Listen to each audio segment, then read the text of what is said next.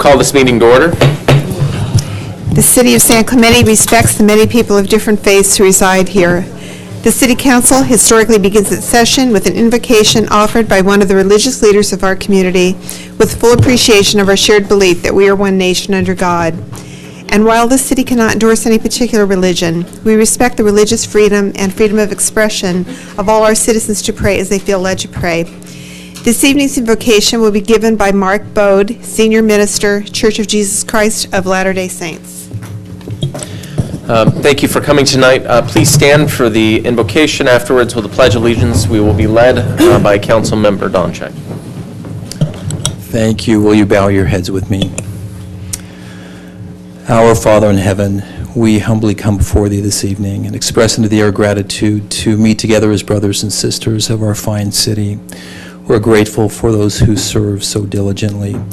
We're grateful for our Mayor Tim Brown and for his selfless service, for all of our council city members, for our city attorney, our manager, our clerks, all those who spend so much time and effort to serve us, the people, the citizens of this great city.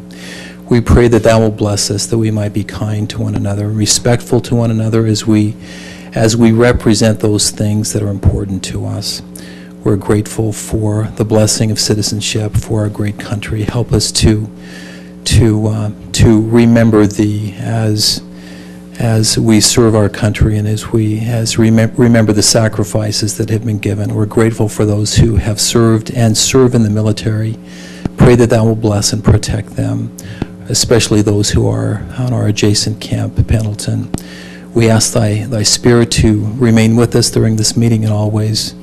These things we pray and express unto thee in gratitude. In the name of thy Son, Jesus Christ, amen. Amen. Now please remain standing and join me in the Pledge of Allegiance. I pledge allegiance to the flag of the United States of America and to the republic for which it stands, one nation, under God, indivisible, with liberty and justice for all.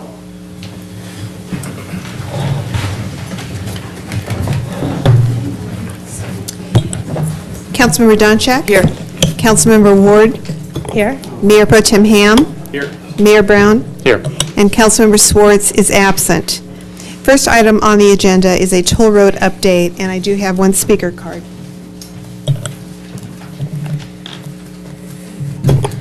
Do we want to hear from the speaker first, Mayor?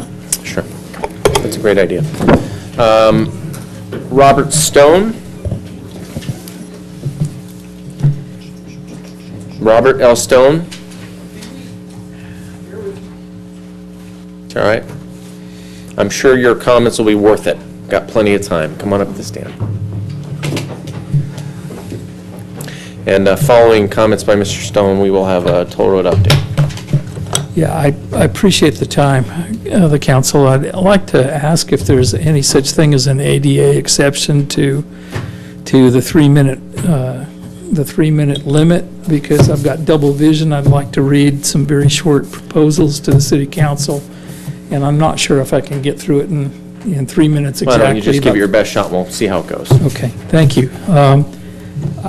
My proposal, number one, is that the city of San Clemente immediately withdraw from participation in and from the agreement with the TCA immediately. And since the process of severing our participation in the agency takes 6 months after notice is given, we've already squandered precious time by not doing so earlier.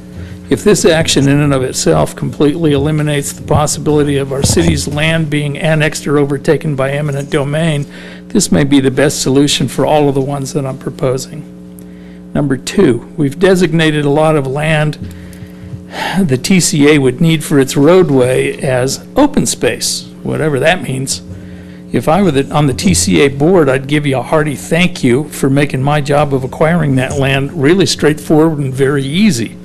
My proposal would be to make the open space so expensive to acquire that that property would be vastly less appealing to the TCA to acquire. Everyone loves the thought of natural, undeveloped areas to enjoy walking, biking, or other activities in, and gee, that's nice, but the reality is since there would be no structures on that land, it would be a joke to think that we would continue to enjoy that unspoiled space in perpetuity, unfettered. Sadly, it'd be a snap for the TCA to declare that space as immediately available for building a roadway on. There's an alternative that would bring substantial tax revenues to the city's coffers while making that space incredibly less desirable as a path through which to build a toll road by allowing commercial and high-value residential properties to be developed within those spaces. It'd certainly make the TCA's ability to acquire that developed land cost prohibitive and planned annexation by eminent domain nearly impossible. It would be simply way too expensive. I know it's not the option I would willingly choose. I don't know that it would likely thwart the TCA's intention of acquiring that land with a simple wave of their eminent domain wand. 3, according to Brad Malamud, the city of San Clemente has paid $263,878.81 for legal advice since November of 17. Since there's been additional consultation since then, my guess is that this amount is significantly lower than the real cost for that representation. I'd like to agendize for the next city council meeting an explanation of what our city's attorneys have actually accomplished with that money that have the remotest prayer of blocking the TCA from running a north-south toll road through our city, and in so doing ignoring the study that the city commissioned proving that an east-west infrastructure, which is truly what's needed.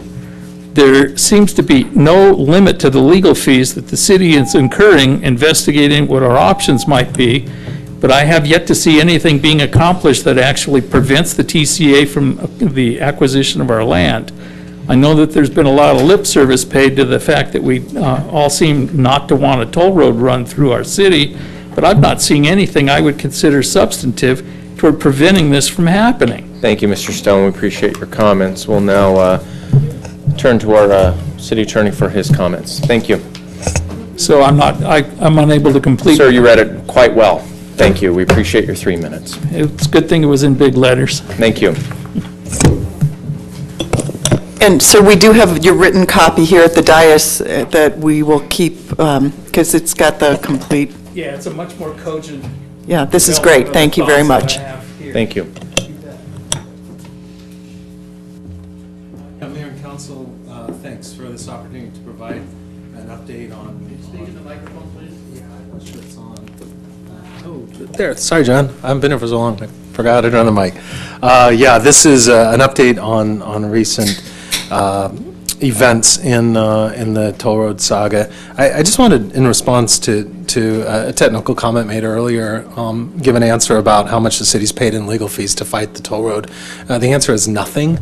Our firm agreed to do that work pursuant to a contract presented earlier this summer on a contingent fee basis. Our firm has $400,000 into the effort, and none of that's been billed to the city. It's recoverable on the back end if we prevail. So just wanted to get that out there so there's no question about that. I might sound defensive, so I'll move on to the most important thing that's happened is that the toll road agencies and Caltrans have released a preliminary draft of the project document, the scoping document for the intended toll road, which, by the way, is no longer a toll road. It's morphed into a feel-good concept, which is South County traffic relief. So we're left commenting on a road that's not a road, and that was our first comment. Beyond that, there are 5 main points in the letter that we filed with Caltrans and TCA, and by the way, that letter is a public document. They can be summarized as follows. The first is that there are several alternatives in the project document that TCA lacks the authority to implement. The argument and point that we've made a lot before is that TCA by statute is charged with a very narrow task of building a handful of South County toll corridors, the 73, the 133, and the one that most affects us, the 241.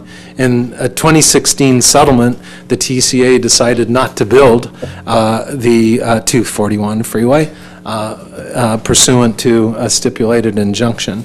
And so the argument now is that this broad array of transportation improvements that are scoped in the document are including improvements to I-5, new routes down the Pico corridor, for example, are outside TCA's power to bring to effect. And so our first comment in the letter, the city's first comment, is that they have no business writing this document because they have no business doing these improvements.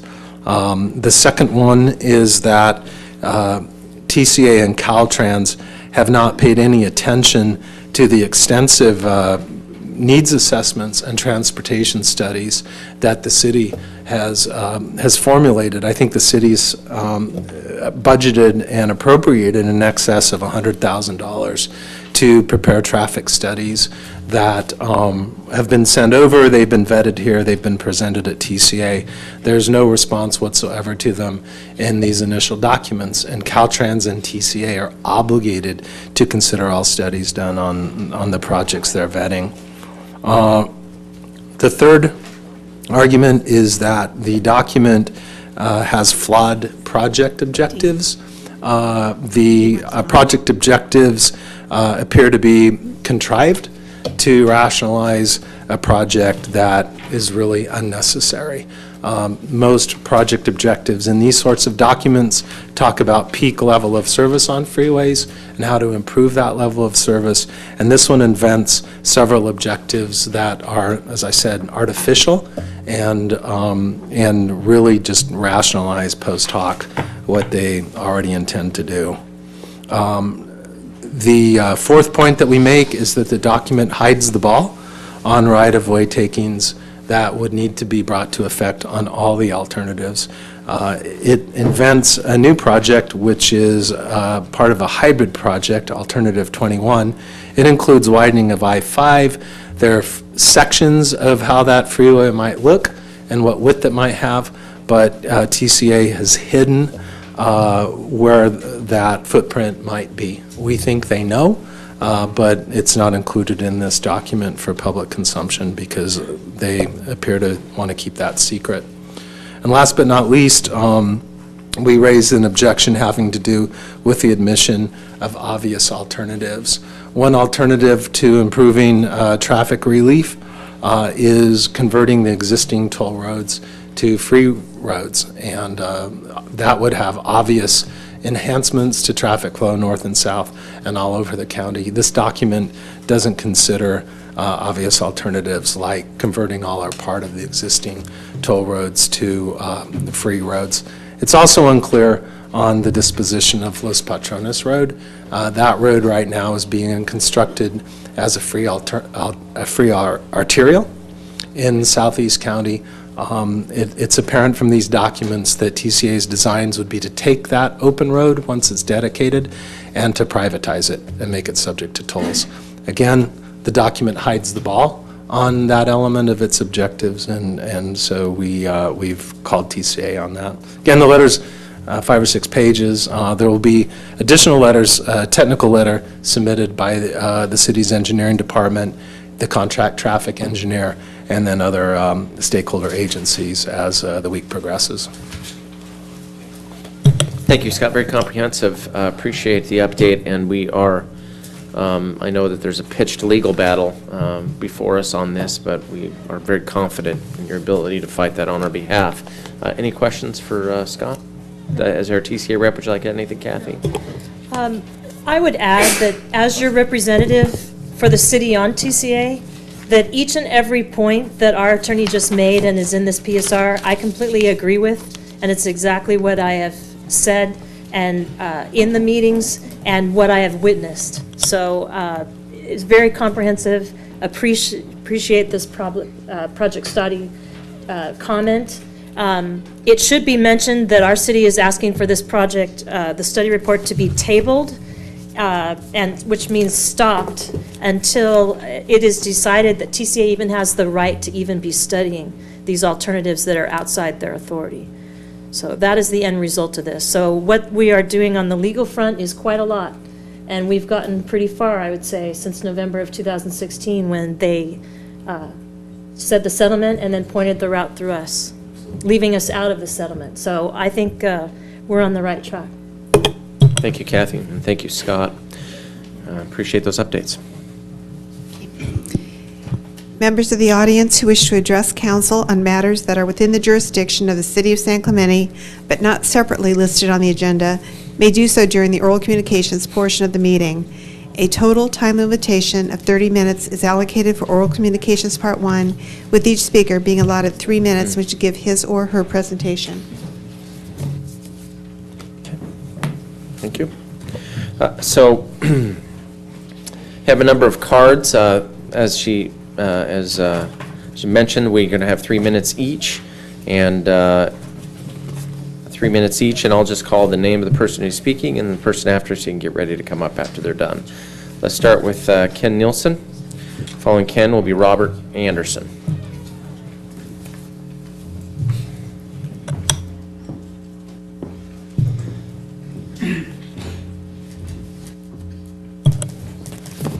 Welcome, Ken.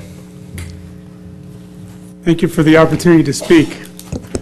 I'm going to speak on the blackball issue from the last meeting. First of all, ladies, thank you for your common sense vote, both of you. Good job.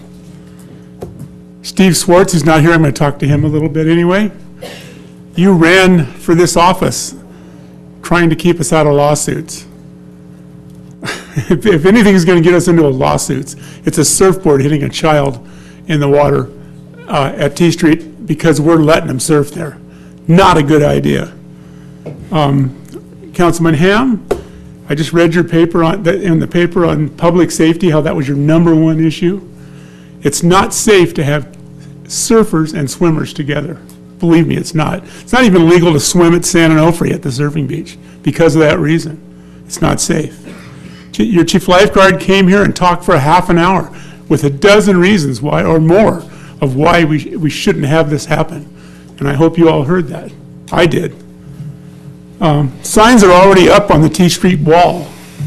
When you go down to the beach, they're already up. They mentioned that you can use a 8-foot softboard, period. At the meeting, we talked about all kinds of softboards you couldn't use. But that sign says just 8-foot softboard, period. Now, how the hell are the lifeguards going to figure out what they're supposed to enforce?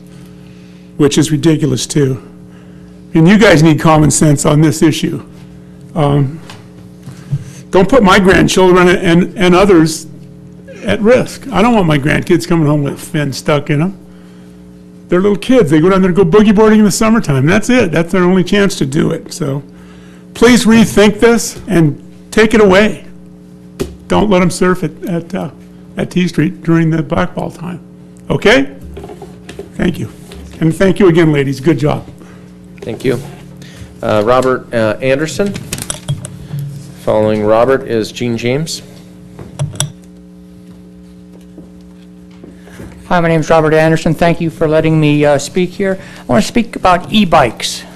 That's the latest treacherous thing on the trail. We have kids that go 20, 25 miles an hour. They have their board strapped to the side. Their skags, fins are facing out. There's a lawsuit waiting to happen.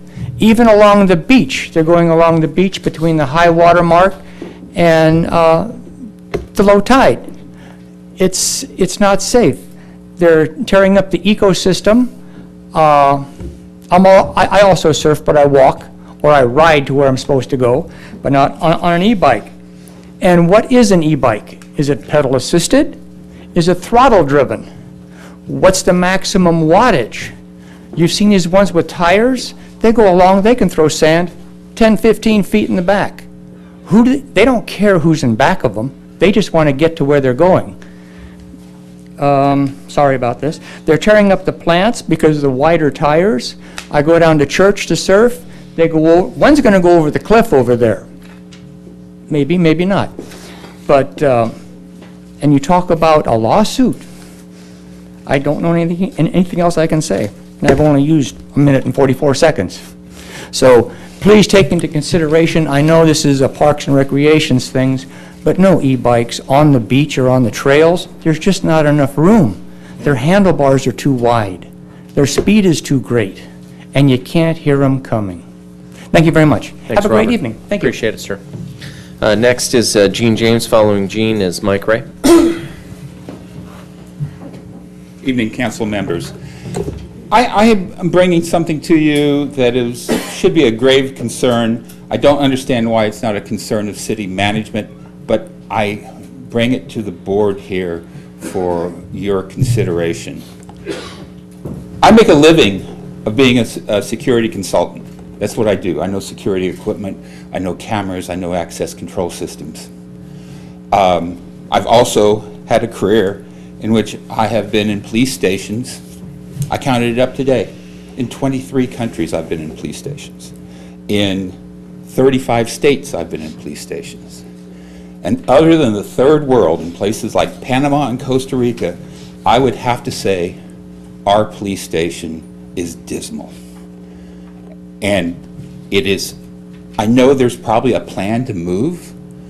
However, there are public safety issues that need to be addressed. And actually, there are issues that I have discussed with Chief Peters that would be inappropriate for me to discuss here this evening. There are significant officer safety issues. I urge you council members to speak with Chief Peters, take a walkthrough of that station and look at the things that I pointed out to him, I spoke to him about.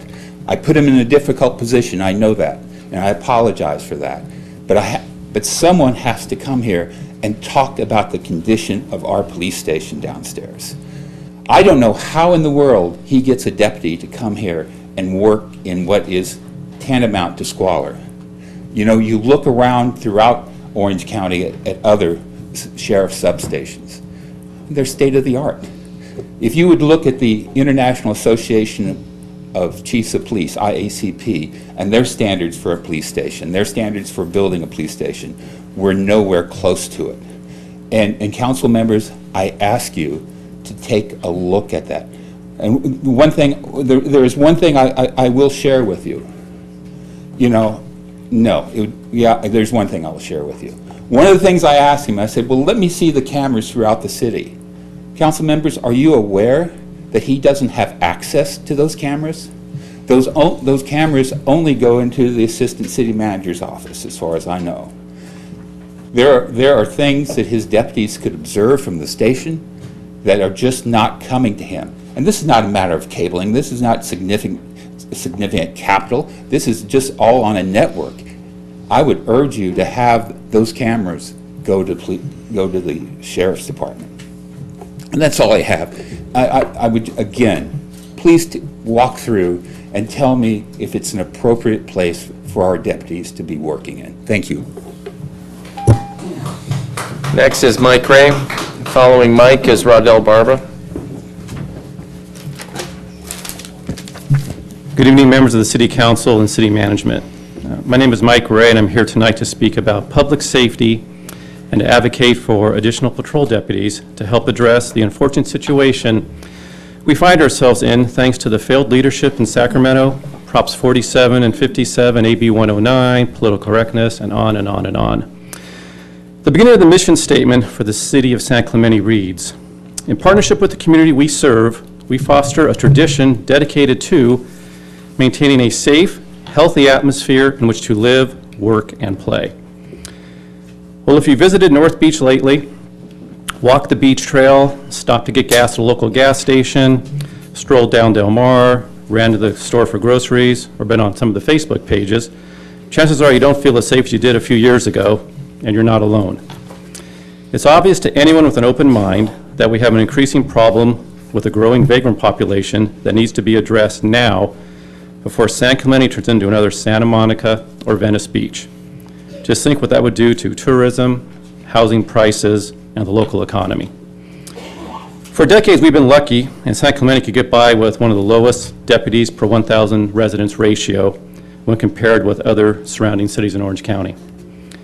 But those days are over, and we need to immediately increase the number of patrol deputies to be consistent with neighboring cities like Dana Point or San Juan Capistrano. Recently, after what seemed like years of analysis, surveys, consultants, work groups, and public comment, the City Council voted to fund only 2 additional deputies, while at the same time reducing Lieutenant Peters' overtime budget, resulting in really no increase in patrol coverage and less flexibility for Lieutenant Peters. I believe at that time Lieutenant Peters was looking for somewhere around 5 additional deputies. I don't know about you, but when a lieutenant in the OCSD with over 22 years of experience and dedicated service tells me he needs 5 additional deputies to keep San Clemente safe, I'd listen, and so should you. He's a subject matter expert in this area. To ignore him and his expert opinion puts everyone at risk needlessly. In addition to more deputies, you need to also look at all city laws and ordinances currently on the books and update them or add new ones to address the new realities we're living with, such as illegal encampments, more public intoxication, overnight RV parking, loitering, sleeping on the beach, food distribution, and on and on and on. You know, we're not in Kansas anymore, and it's time for the city council and city management to start making some tough decisions and put the safety of San Clemente residents first. You can start by giving Lieutenant Peters the additional deputies he requested and by updating all current laws and ordinances to make San Clemente a safe and healthy atmosphere in which to live, work, and play, just like it's stated in the mission statement. Thank you. Thank you. Next is Rodell Barba. Following Rodell is Mark McGuire.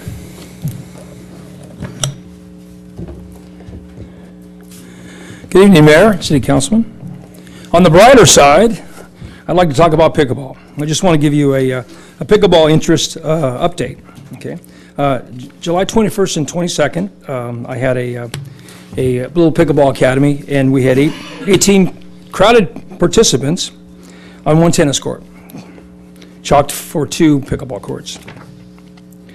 And my upcoming pickleball class, which starts August 1st through the 22nd, every Wednesday 9 to 10:30, which I invite any or all of you to come out and participate or even check it out.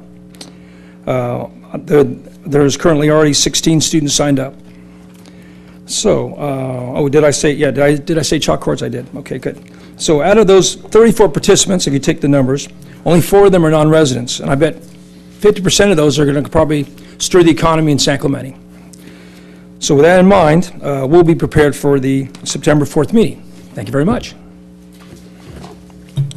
Last comment is by Mark McGuire. I had a question. I'll get up here. Good evening, Mayor Brown, Mark McGuire, and sorry, I'm going to take a little license. I know the toll road was a topic, so I'm going to talk about South County mobility, which is not on the agenda. But I heard City Attorney Smith's presentation. I thought it was excellent. I really appreciate the amount of skin they've got in the game, and so I hope for their sake and for ours that they're victorious in their litigation. But I had an opportunity to review this project study report, and I wanted to just raise a couple things that I saw in there that are important to know. One, I think it's the death knell for ideas 14 and 17, which are the toll road connections to the 5. We still have to be very, very vigilant about those proposals, but they are shown to be half or less than half as effective as Idea 21, which is the new baby that the TCA really wants to pursue, which is managed lanes or 4 express lanes from Basilone to the 73. So it costs more to do the TCA, the 241 connection to the 5, and it's half as effective. That's the death knell of that idea, because OCTA, if they ever needed to do managed lanes, could do managed lanes better than the TCA, frankly, and there's never going to be a need to connect that 241.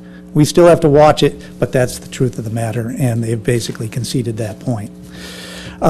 Just to give you a feel, in 2050, if I've got time, in 2050, they project 400 cars in the peak hour in the morning going northbound, diverting off of the 5. Let me tell you what that is. It's 2 cars, 1 car in each lane. It's getting off the 5 and going on the 241 at Pico, and I'm going to wait. I don't even want to wait the 15 seconds, but that's 5 seconds. 5 more seconds.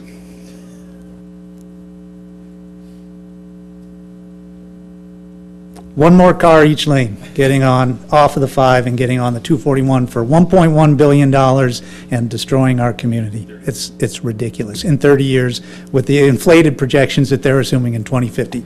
It's over. That's nuts. But these express lanes are a very real threat, and we have to watch those very, very carefully. So I guess that's what I would leave you with, and I appreciate your efforts. Talk to you soon. Thank you, Mark. Kathleen Armenteros.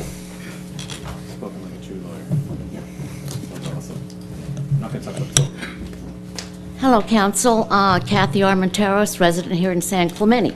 I wasn't going to speak tonight, but when I hear that we are in desperate need of police officers, and this falls to the council, you have to approve whether or not we can bring new police officers in. I realize it's all about budget and all, but my gosh, everything I've been reading and hearing, I implore you to lean towards our police department here and bring on some new police officers with all the issues that have arisen this year, just this year alone, that warrant that. So what are we waiting for? Is it budget? Is it you just don't want to increase our police department? I don't get it.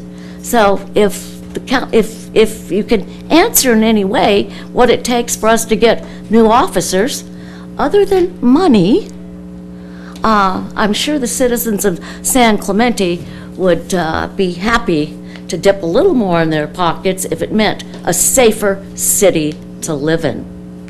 Thank you. Kathy, I'd welcome you to look at our budget meetings that we had over the past two meetings, which we discussed at length. It would be very informative if you wanted to get those questions I would answered. like very much to, so if The someone... video's on the website. It is on the website. And just look on the budget deliberations, there's plenty I mean, there. I've been here very noisy about, Marblehead and the coastal and the signage and so forth for many, many years, and learned a lot about our city and how it operates just from coming to these meetings. I would really welcome you to view that video, because we went through it at length. I certainly will. Thank you. Can I ask you a question, Eric? Just as a matter of course. What is the banging first? That would be useful. Okay. Second item is the video.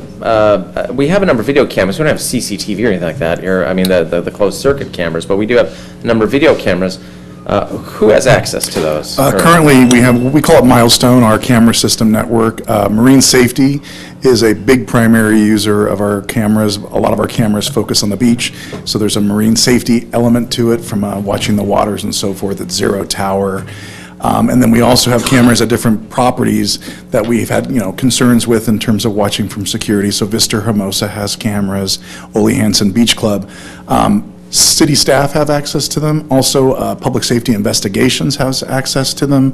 And then as part of the Public Safety Task Force, there was a discussion about providing some type of technology downstairs, whether it's the briefing room and the watch commander, sergeant, and IT is working on a plan to implement that as well. Okay. All right. Thank you for the clarification. Welcome. Okay. Could we have a motion to waive reading in full of all resolutions and ordinances? Motion by Donchak, second by Ham. All those in favor? Aye. Passes 4-0. Closed session report, City Attorney. There was no reportable action taken in closed session.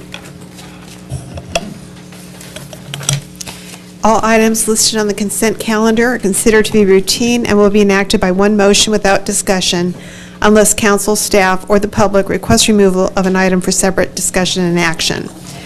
First, staff is requesting that item V, the public mural at San Luis Rey Park, be removed from the agenda. Staff is also requesting that items Z and AA be removed from the consent calendar for discussion. And the public has requested the removal of items I, O, R, N, and CC. Got it. A through Z. We're ready to go. Pretty close. Yeah, that's what it feels like. Okay, so we have, so right now, just so the council's aware, we have AA, IOR, CC, Z. I'm going to be pulling R and Y. S. Hold on, I gotta get it. I got it in a new page. Hold on a second. Lori. S. Okay. Kathy? O, R, and W. Okay, O, R, W. There's a little bit of duplication here. We're doing okay. I want to speak to W as well. And then Chris. Double F. Okay. W and what is it? Double F. Double F. I will save the jokes. All right, and then we have, all right, Z double A. F squared, I guess. Yeah. O, R, C, C. All right, so I'm going to try and go in alphabetical order, and I think that's going to be pretty tough considering. Let's start with, what am I looking at here? Is I? No, I, the first one? Wait, let me. Oh, I need to move the balance. Second. Motion by Ham, second by Ward. All those in favor? Aye. Passes 4-0. So let's start with I, shall we? Do we want to start with public comment? This was pulled by a member of the public, yes. Great. Okay. Let's first hear from member of the public, Walter Friedman? Yes. Yeah, thank you. Well, Good evening, Mayor and members of the City Council. I'm a property owner on Via Montego, and I received a notice just on the concrete in front of one of my doors. Never received notice of this proposed parking prohibition via the mail or any kind of posting. I would like to address my concerns and objection to establishing this 40-foot no parking zone on Via Montego at Via Alegre, and I'm going to refer to this as the parking prohibition. I was informed by Mr. Nestor Mangelheeg of the City of San Clemente, and I believe he's a traffic engineer, that the only reason that this parking prohibition was proposed was because of the concern of one citizen who allegedly claimed his or her visibility of coming out of Via Alegre was hindered by some parking at the proposed parking prohibition area. And according to Nestor, this was because of allegedly overflow from the Department of Motor Vehicles parking. I understand that occasionally members of, or citizens visiting the Department of Motor Vehicles temporarily park on Via Montego. However, traffic on Via Montego is just neighborhood traffic. There's a posted speed limit of 25 miles per hour, and any prudent person being reasonably cautious can get in and out of that intersection without problem. Furthermore, parking on the Via Montego benefits all the citizens, whereas this proposed parking prohibition benefits only one citizen and their concerns. If the city is concerned about the Department of Motor Vehicle parking, they could put no parking zone in the area for people visiting the Department of Motor Vehicles. They could also maybe make it a three-way intersection. That three-way intersection at Via Montego and Alegre put a three-way stop sign in. However, the engineer informed me that that was also unviable because a three-way intersection there would not meet state standards because of the lack of traffic in the area. Well, if there's a lack of traffic in the area, why do we need to outlaw two parking spaces on Via Montego? Anyway, I live close to the parking prohibition area, and the reduction of any street parking would adversely and directly affect myself and my neighbors. I spoke with several of my neighbors. They're also, the ones that I spoke to were also against the parking prohibition. I do not understand this action. I don't understand the reasons behind it. I think it's unnecessary, and I urge the city not to establish the parking prohibition and leave all public parking spaces on Via Montego open to lawful parking as they now exist. Thank you for your time. Okay. Thank you, Mike. Tom, can you come up and chat a little bit about this? Yeah, sure. Tom Frank, the Transportation Engineering Manager. And we received a complaint from a resident regarding the line of sight issue at the said intersection. Our staff did an investigation and looked at both directions for line of sight. And the reason why we're proposing red curb, 40 feet of red curb in this direction is because of the curvature of the roadway and actually the vertical curve approaching that intersection. So we always consider the great need and demand for parking in areas, and we really look at minimizing the requested takes for parking for line of sight issues. We felt in this area there was, when we visited the site on many occasions, that there's ample parking in the area. It really has nothing to do with DMV parking. We were just looking at parking overall in the area at several times of the day.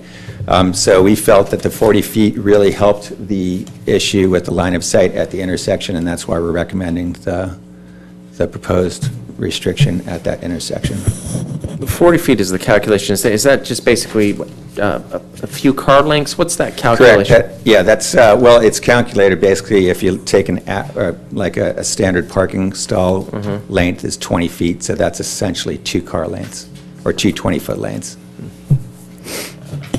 Are there any crosswalks at this intersection? There are not, no. What about limiting it just to 20? Kind of a good middle ground.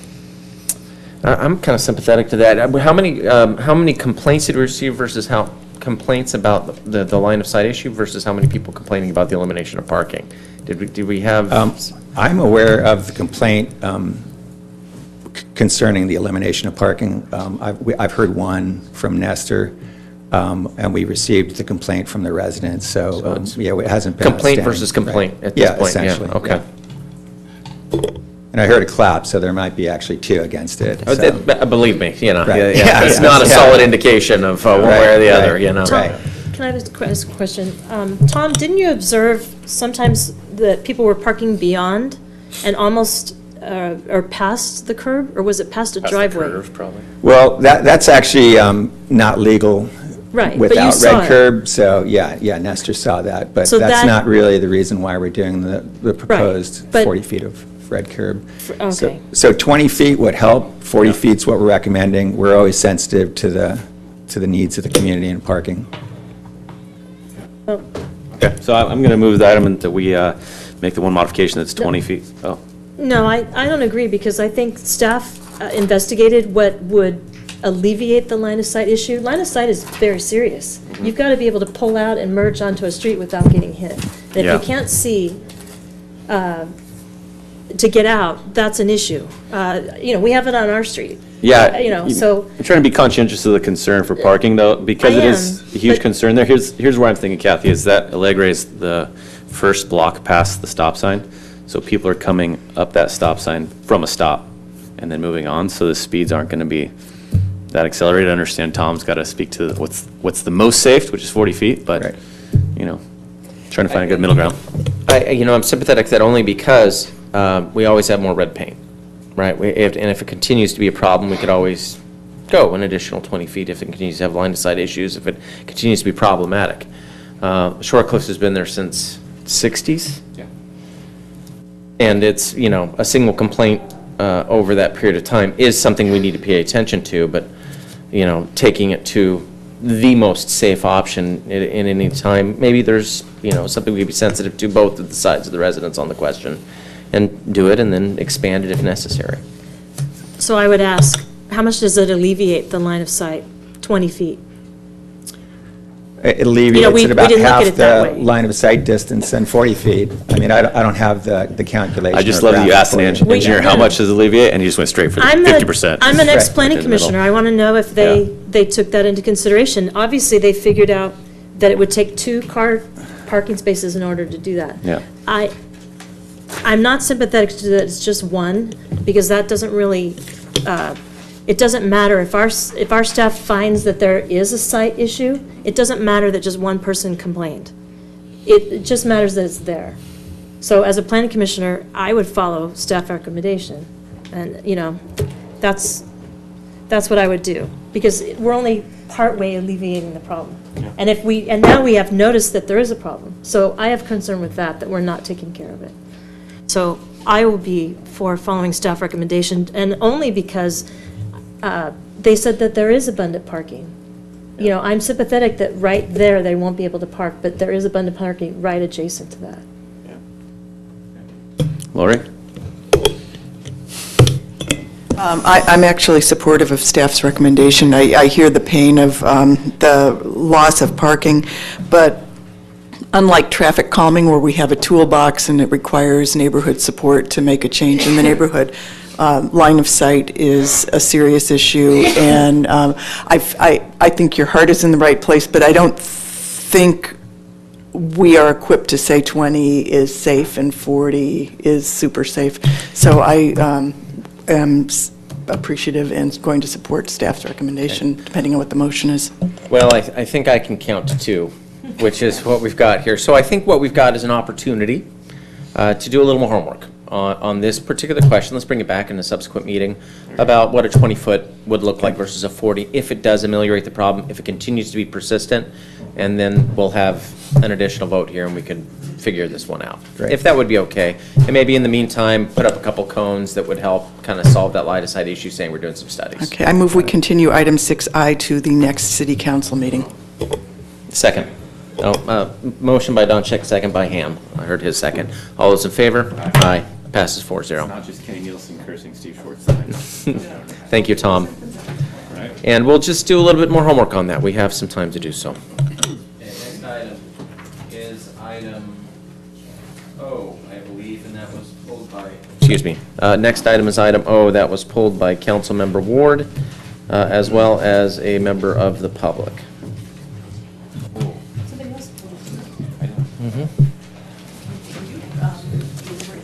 Yes, I can. Okay.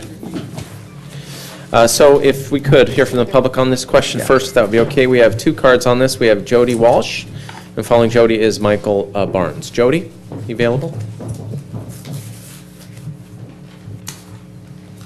Hello, how are you guys? So I spent last month here with the Planning Commission. We had about 10 to 15 residents from our street here, which was really wonderful to see because we all 100% agree that we have a very large safety issue going on.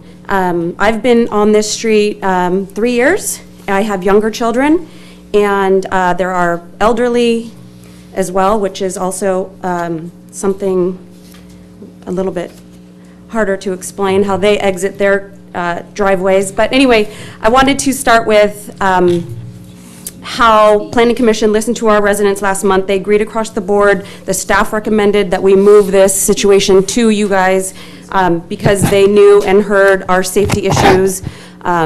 We've had car accidents since our last meeting, last month, literally 30 days ago. We've had one more car accident where somebody flying off of the Valencia exit hits one of our cars and it's totaled.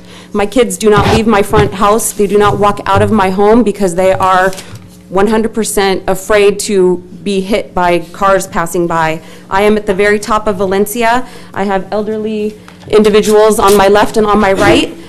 When they leave their home, they have to pull out of their driveway just like myself. We have line of sight issues to begin with that we can't change. There's cars parked that we cannot change. But as we pull out of our driveways, we have to literally risk our lives coming in and out of our homes every single day. I have chased down cars. I know that is my own issue, but it is out of control.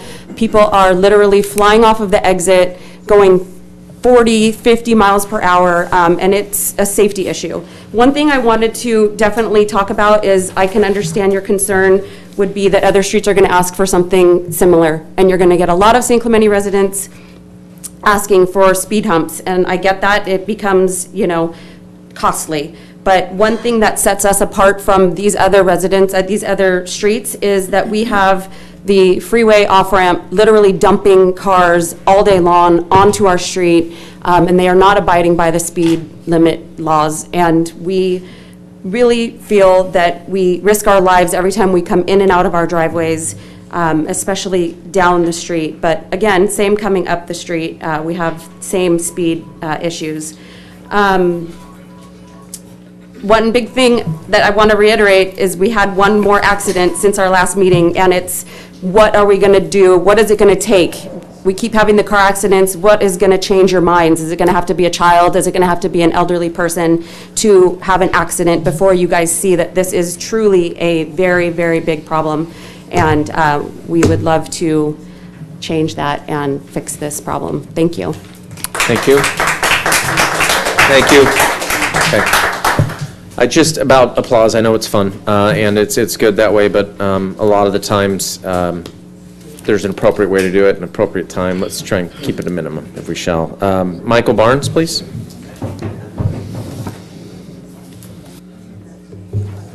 Mayor Brown, fellow council members, my name is Mike Barnes, and I live in the 100 block of Lobos Marinos, which is 2 blocks south of Avenida Valencia.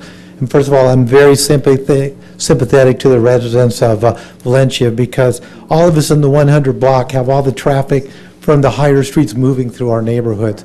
And they have the added disadvantage, of course, of the traffic signal and also and the freeway dumping off there. But my concern with this is if you make changes to Valencia, you might have unintended consequences on the other streets that haven't been evaluated yet. I don't think we can really look at one street at a time. I mean, well, let's just talk about my street while I'm here, obviously. We have a lot of traffic that goes up our street because we have a 5-way intersection at the bottom of our street. People fly up our street from Los Winds, from the lower neighborhoods, and they also make a right at those at that 5-way stop. In my mind, we have far too much traffic going up our street than it's designed for. Our street's only 30 feet wide. We have people parking on both sides of the street. It's really only a one-way street, and yet 2 cars are trying to squeeze by there. We have a steep hill at the bottom of our street. For some reason, when people go up our street, they put their foot into the gas. They don't take it off when they hit the top of our street, and they're flying by our homes. We're all out there yelling to slow down. The city just completed the Safe Schools program, which is supposed to get kids down Del Presidente safer to Concordia. If we start putting more people up in all the streets to the Safe Schools program, we're kind of, hurting the whole program on that. And then line of sight issues, it's dangerous making a left off of Lobos and Marinos onto Del Presidente because the street curves there and you can't see very far, and probably everybody on our street has a horror story of almost being hit by a car there. What I think the city council needs to do is step back a little bit. I'd like to see a traffic control plan for the entire southwest region that takes all of the traffic issues into account. Right now we seem to be just doing one street at a time. We did Cristobal, we did a tree striping project. Now we're talking about Valencia doing a small thing. We did the Safe Schools project, but how do those all fit into a bigger picture about how the traffic should move through the southwest neighborhood? I think there's some things we can do immediately to help our friends on Valencia. We could put traffic enforcement there, have a police officer. I know we're always talking about police officers. They're periodically to write tickets and slow traffic down. Possibly we could put a temporary stop sign at that break in the median. Maybe the lanes could be constricted a little bit there. There are options that we could do. My favorite would be to gate the southwest neighborhood, make it a gated community. If anybody's up for that one. But what I would like the council to do is to just step back a little bit and let's look at a whole safety program, traffic program, because everybody in the southwest has traffic issues, and then work in that. Okay, thank you. Mary Nass. Following Mary is Ed Queskin. Thank you for your time this evening. So my husband and I moved onto the 100 block of San Clemente 3 years ago, and we knew we were moving onto a street that was a busy street, had a speed limit of 25. And we were very surprised after just living there for a short time with all the speeding that happens on the street, the number of accidents that happen. It wasn't the street we thought we were moving on to. I mean, a speed limit of 25 is one thing, but when people are going 30 and 40 miles an hour, it becomes a real safety issue. My car's parked on the street. I fear every time I open my car door, because there's a slight curve and my neighbor behind me has a truck, that this car is going to not see me and my door and my leg is going to be taken off when I get into my car. So we understand that, and the Planning Commission has done a great job sending notices out to the community, and I know you'll hear all this from Tom Frank, but it has to start somewhere. And it's got to start, and this has been an ongoing process for a number of years on the street, and nothing's happened. And it goes back to, what is it going to take? Somebody, getting hit, losing their life, in order for something to be taken. So we really would appreciate your thoughtful consideration to this request. Thank you. Thank you, Mary. Next is Ed Queskin.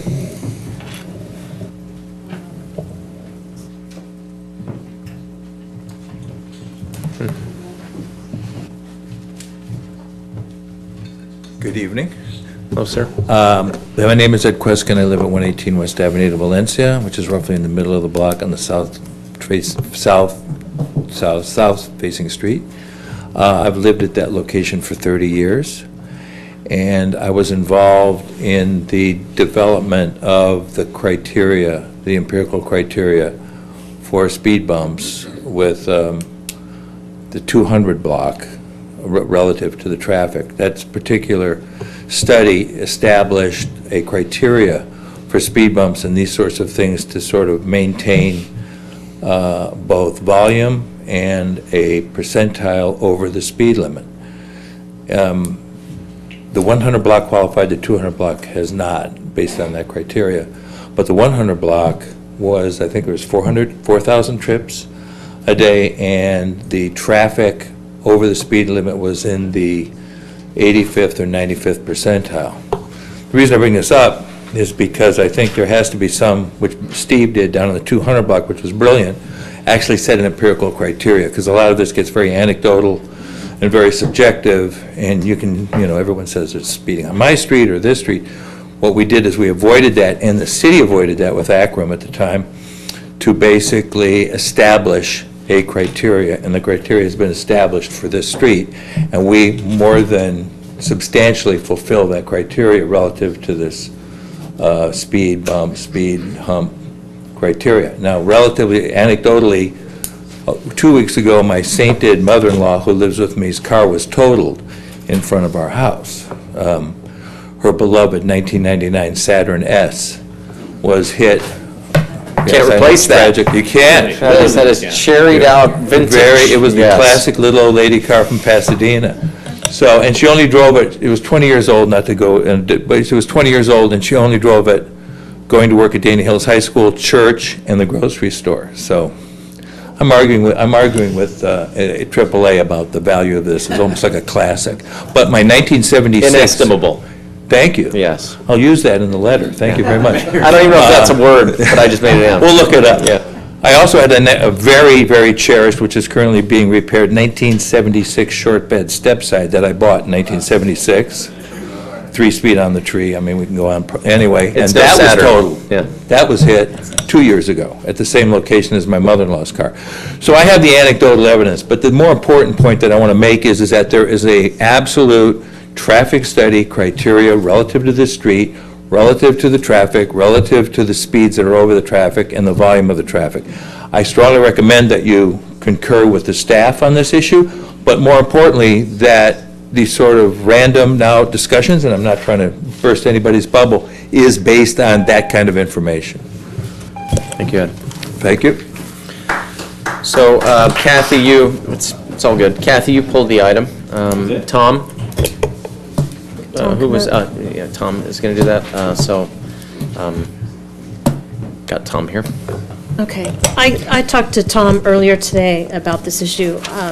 The reason I pulled it, I got a lot of feedback from the neighborhood, mainly Lobos Marinos, on unintended consequences, as Mike said, but of diversion. And it's a valid point, worried about that if this is the collector street that goes down on Valencia. There's another collector street that all the other streets are off of, and that's Del Presidente. Lobos Marinos, there is a line of sight issue, and it's been there for many years, and I don't know that it's actually fixable. You have to really gun your car to go. So if you have more cars not wanting to go down Valencia, and now they're going down Del Presidente, there's more chances of accidents happening there and or problems even getting out of the street because more cars are going. All of the streets down from it have been narrowed because of the safe routes to school. And I believe the question I want to ask is, why did we pick Del Presidente for that and not Ola Vista for a safe route to school, for Concordia? Why did we pick Del Presidente? To answer that question, that was a segment, or that was a street where we had one segment of missing sidewalk. That was a safe route to school. So we felt that it would score better in the evaluation. Okay. So that's why it was So, along that route. relatively, the only traffic on that street was going to the 100 blocks of all the other streets there and to Calafia. And it does get a lot of traffic from San Onofre, or not, I'm sorry, not San Onofre, the State Beach uses that to get on the freeway at Valencia. So I did stand out there, and I'm very sympathetic to this street because I did watch cars come off. I watched a rental van come off the freeway, very young person in it, and he went by faster than I thought he should be to enter that area. And he didn't seem to slow down until he did start to slow down once he got towards the middle. There's kind of a dip, because it is a very narrow street. What I'm concerned about and what I would like to see done is, we say that we're going to, in this, where feasible, we control traffic speeds and maintain safety in all residential neighborhoods. I think that I would like staff to look at the whole thing, not just Valencia, but look at everything and see if there's something that can be done on maybe Del Presidente to where it's equal, to where people see, okay, I might have to go through a speed cushion right here, or I'm going to still go through them down there. Because if we're just trying to slow down speed and not divert people, we should do that. But it would help my street also to slow down speed, because the line of sight issue we don't have enough time to get out, and we've had near misses. And it's happened to a lot of people, and we got letters on this tonight. So I'd like to see staff look at, don't do this yet until you look at Del Presidente 2 as a whole, to try to slow that down so that people have an equal way to go, and they're still going to have to go slow, because I'm thinking if they divert, Lobos Marinos is the street that they would go down, because the next street is too narrow. And they already are traveling fast on that. But from what I've heard from the neighborhood, Lobos Marinos does not want speed cushions. It might be that we have to, but they don't want to do that. So that's the thing, it's the unintended consequence of taking a collector street, doing that, but then there's other streets that people could go down and making them go down those. Are they going to be in more of a hurry because they're going out of their way? I don't know. But I think Valencia, we need to do something. The other issue is at the top of Valencia, there's nothing to slow people down. We've got those two corners of commercial areas that are fenced off. That's a negative space, and I think that contributes to the traffic going faster. I asked Tom if there was anything we could do at the top of that, striping. He said a median, but that would be expensive for the city, and once those corners are activated, it would mess it up. But the neighborhood could not speak. I got the letter that everyone else got. It came on a Saturday, and the planning commission meeting was the next Wednesday. It was not enough time for the neighborhood to get together and be able to show up to the planning commission meeting. So I think it needs to be the whole area. We need to look at how it works. Thank you, Kathy. Lori? And I'm sure you're making good points, because it's your neighborhood and you're there more often than I am. I really strongly support of everything that's in the package tonight, of which there's many. I support this proposition, because what's different about Valencia is it is a feeder, use the term collector street, off the freeway. And my observations are that the people that come down that way are trying to get to T Street. And so if there's going to be any impact, it's not going to be in your neighborhood, it's going to be on some of the other neighborhoods. Mine. There you go. But this, I think this is well thought out. 65% of the residents are supportive of doing it. We have a process, and I believe that the traffic calming results would benefit the whole neighborhood, not just Gaviota, because it would remind people they're entering one of our most beloved residential areas. You have some comments on? Yeah. Tom, what's the average daily trips required to even apply for speed humps? You have that? Actually, I don't have the policy in front of me. We can pull it up online, or I can get back to you on that. I believe it's over like 400 or 600, but I'm just going off. Hourly, or is that daily? That's ADT? That was daily, I believe. Okay, and they're 2,600 per day, per their staff report. Yeah, they met all the criteria for the Yeah. for the warrants, essentially, for the speed humps. Any questions? Because I see on this that my street is actually, I'm on Barcelona, so, we've also, I can understand speed down the residential street there. It definitely is a profound impact. A question, and just from a policy point of view, each street is reviewed in isolation to its own trips. How do you consider spillover effects or secondary effects to other streets around them? Is that part of the consideration, or does each street stand alone on its own traffic volume? You address that and then treat each street on its own merits? Right, so as part of the traffic calming process, the first meeting we have, we publicly notice the whole area. But during the second meeting, we notice the area that could potentially be affected by the traffic calming measures.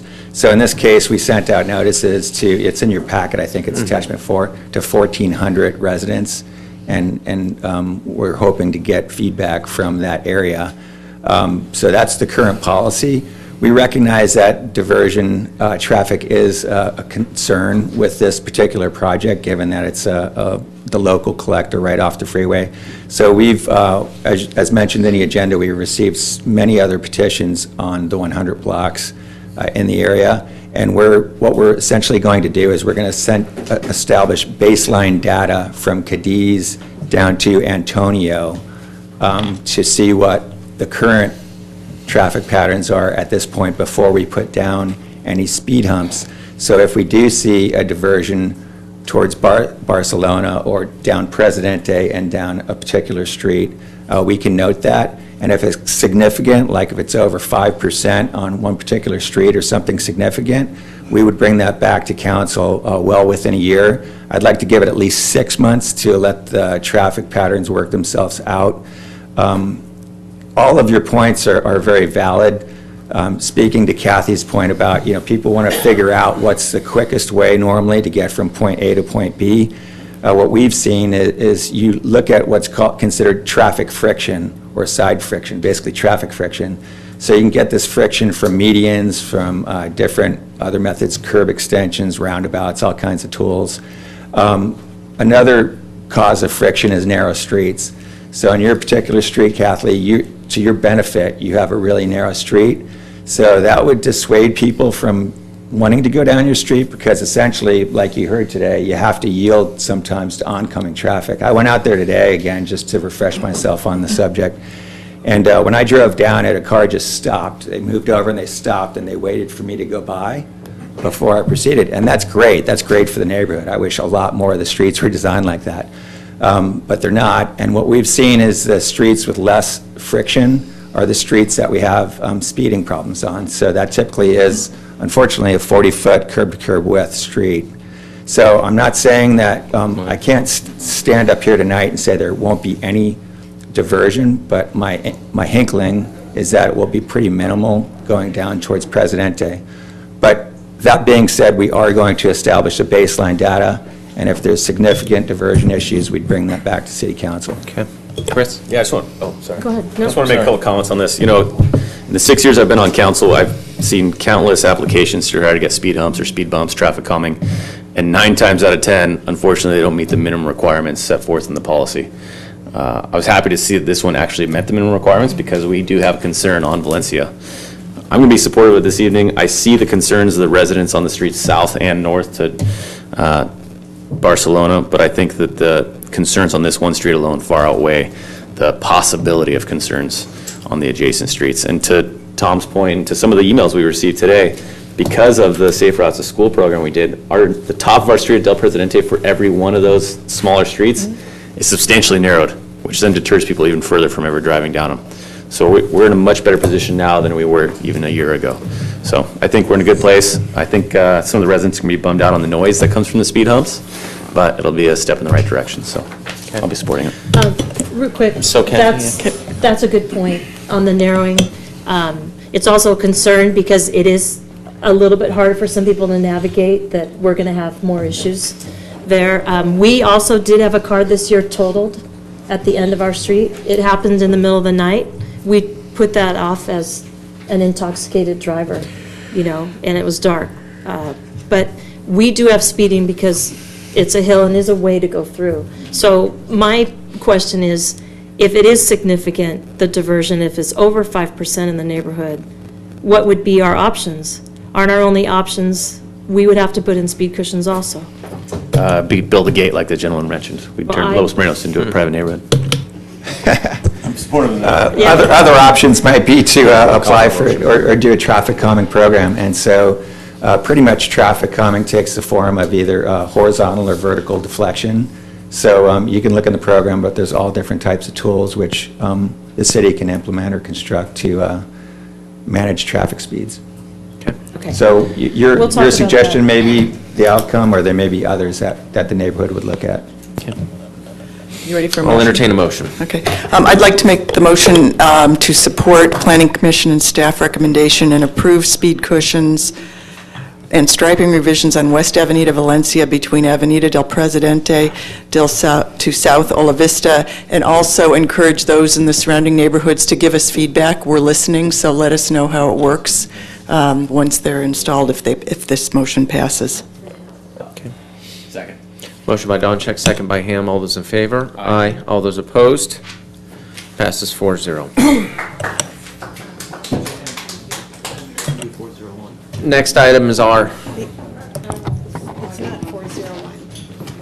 401 would be an abstention. Yeah. Since there's a council member missing, we established the roll call. It's 4-0. Yeah. I think we It's- skipped over Skip N. something? N. Did we have an N? Yeah. We do now. She's gone? I don't remember N. Okay, we passed N. It wasn't I didn't pull it on my numbers. So unless we want to reopen the question. You might want to see if she's still here. She said she had. Stephanie, are you here? Stephanie Aguilar? She isn't here. I'm assuming she was in support of it. Then No, she wasn't supportive. We just got the one we got tonight? it's her Yeah, it street said she was. Oh, she was in support of of the parking the restrictions. restrictions. Yes. She was in support of the parking restrictions per the email. Okay, which we passed. So, so I'll tell you, we passed the item on the consent calendar. If Ms. Aguilar would like to reach out and has a concern, we can always pull it back as we all voted in the affirmative. Okay? And one of us can make a motion to reconsider at a future meeting if needed. Yeah, okay. So the next item is item R. And I pulled this, Kathy pulled this as well, a member of the public. Was there any cards on item R, Joanne? Okay, let's hear from the public on this question. We have Dick Veal. Yeah, well, that's very good. Hi, Dick. Hi, good evening. How you guys doing? Doing I well. just wanted to thank you all at this opportunity to thank you for your support of FAM. I'm the president of the board of FAM today, and we are doing everything we can in the community to help to prevent homelessness. And some of the things we've done in the last year, just so you know, we've helped 13,000 people with food.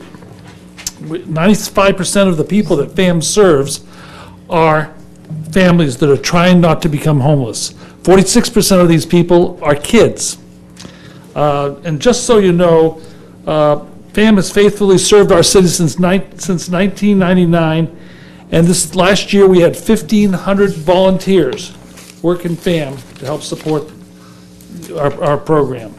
So I know there's a program, you've got a topic coming up here to vote on for Mercy House, and I was just wondering what you guys intend for us to do and identify our role in conjunction with Mercy House. So, but we're supportive of everything you do because you're supportive of us. And so, thanks for your opportunity. Great. Thank you, Dick. We appreciate you coming out tonight. Kathy, you pulled the item as well? I pulled it also. I wanted the public to know, we had a gigantic consent calendar, and I felt like some things would just get lost of what we're doing.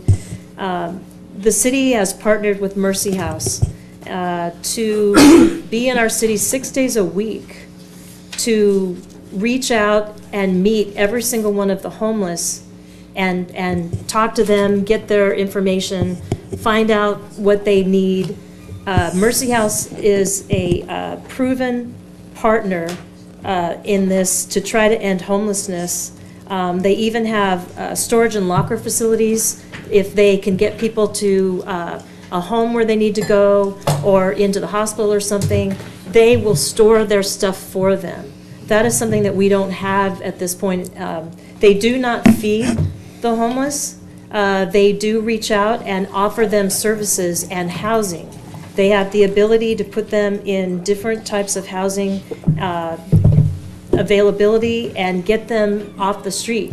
Dana Point recently contracted with Mercy House also. One of the reasons why we wanted to contract with them is there's a lot of back and forth homelessness between Dana Point and our city. They traveled between both of our cities. Contracting with one contractor who's reaching out to all of them and knows who they are will stop that back and forth and duplication of services. So we're excited to do this. We've been trying to look at what we could do, and staff's been talking to them for a few months. So this is something that we are doing to try to do that. It's in addition to FAM and what they've done. And I did notice that in the minutes of the Human Affairs Committee, FAM had said that with the money that we had given them, total that they had taken off 35 homeless people and sent them home. It was mostly our money, but it was some additional funds for 6 of them, I think. And the city gave us $5,000.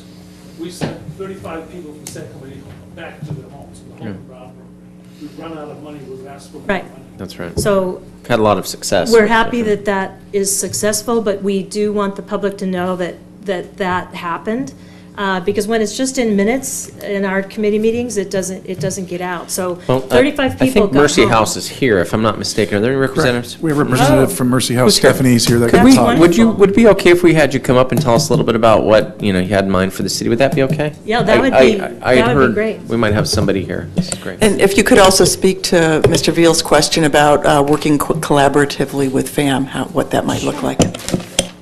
Hi, so I'm Stephanie Ogas. I'm the Mercy House Outreach Coordinator for both Dana Point and Costa Mesa. I was asked to come here this evening and just share with you a little bit about what we've been doing in the city of Dana Point. We do collaborate efforts with FAM. We have a contract together, and my job specifically is outreach, which FAM has asked us to collaborate. They have wonderful housing programs, shelter programs, food programs, but one thing they've asked us to assist with is outreach, street outreach. So I'm out there 2 days a week, and my partner is out there the other 5. And so we give the city, my math isn't right, total of 6 days of street outreach. We actually cross on one day. But we have a database now that we put together with the city, and we've interacted with a little over 70 individuals. Some of those are housing assessments for permanent supportive housing through OC 211. Others are rapid rehousing, which is our rental assistance program, which provides temporary financial assistance for people looking for housing to get off the streets. Other linkages include medical, social services. We partner with the healthcare agency, public health nurse, to provide medical care on the streets, get them linked up with doctors, appointments, transportation, substance abuse treatment programs, mental health.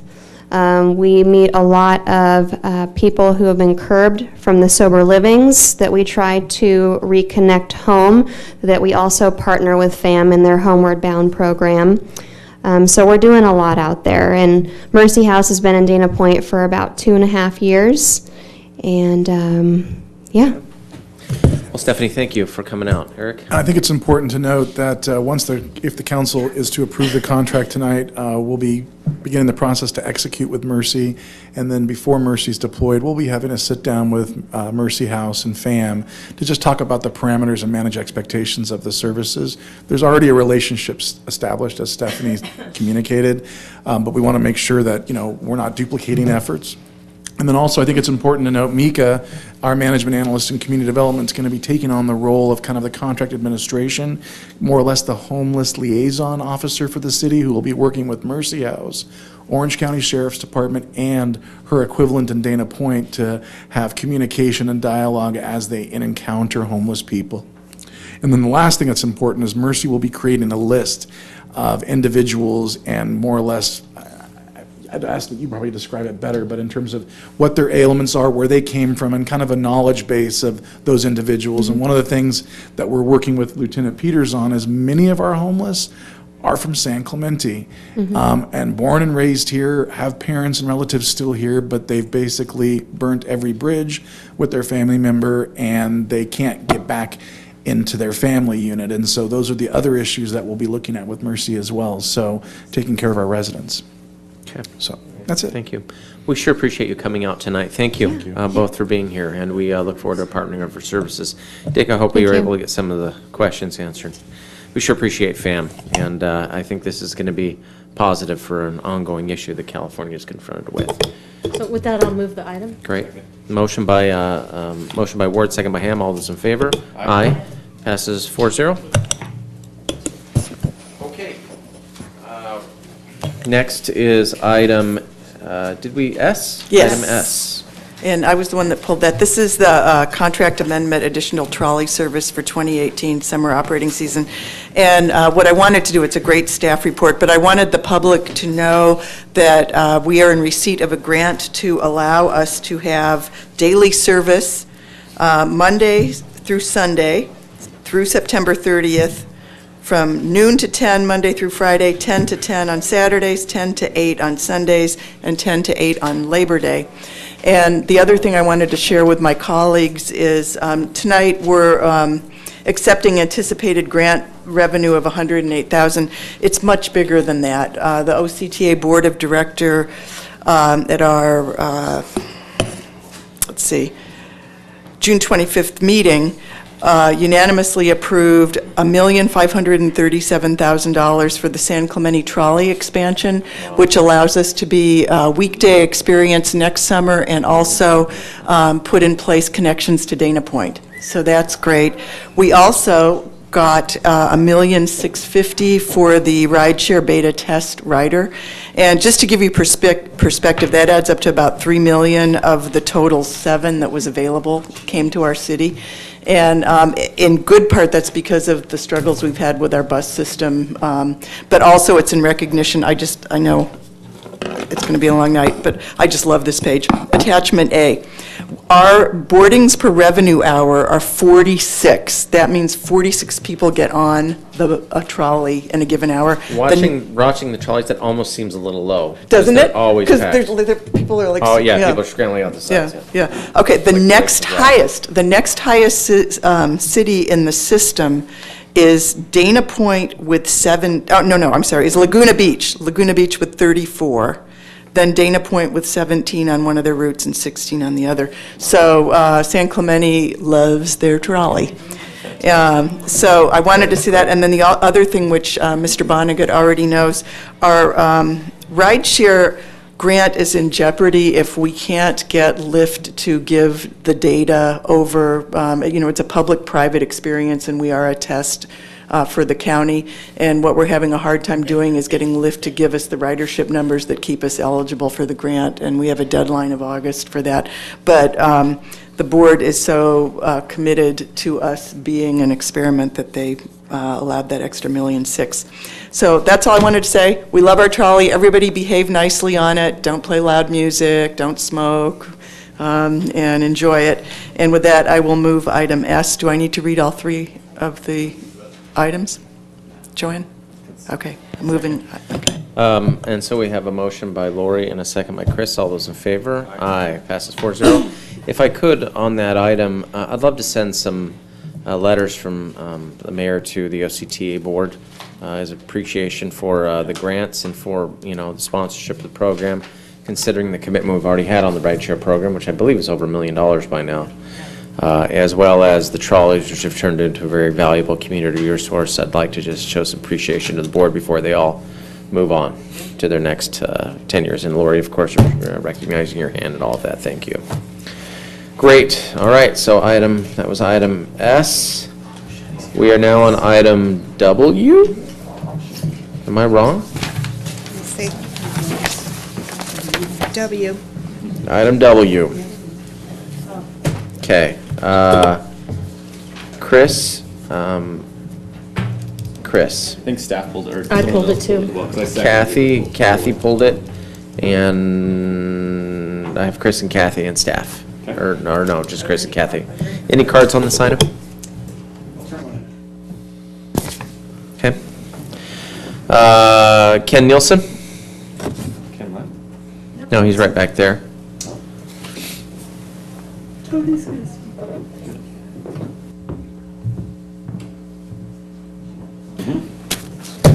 Tony, are you speaking item W as well? Is there an open section? Oh, no, this is item W, specific to the Pier Pride Partnership. We do have oral communication. They'll be on the tail end of the meeting. Okay. Come on up, please, Ken. Good evening again. I love the pier. I lived on it for the first 20 years of my life, before the pier that we have now. And the one thing that this pier doesn't have that our other pier had was a lot of soul. And those of you that were back there in the day know what I'm talking about.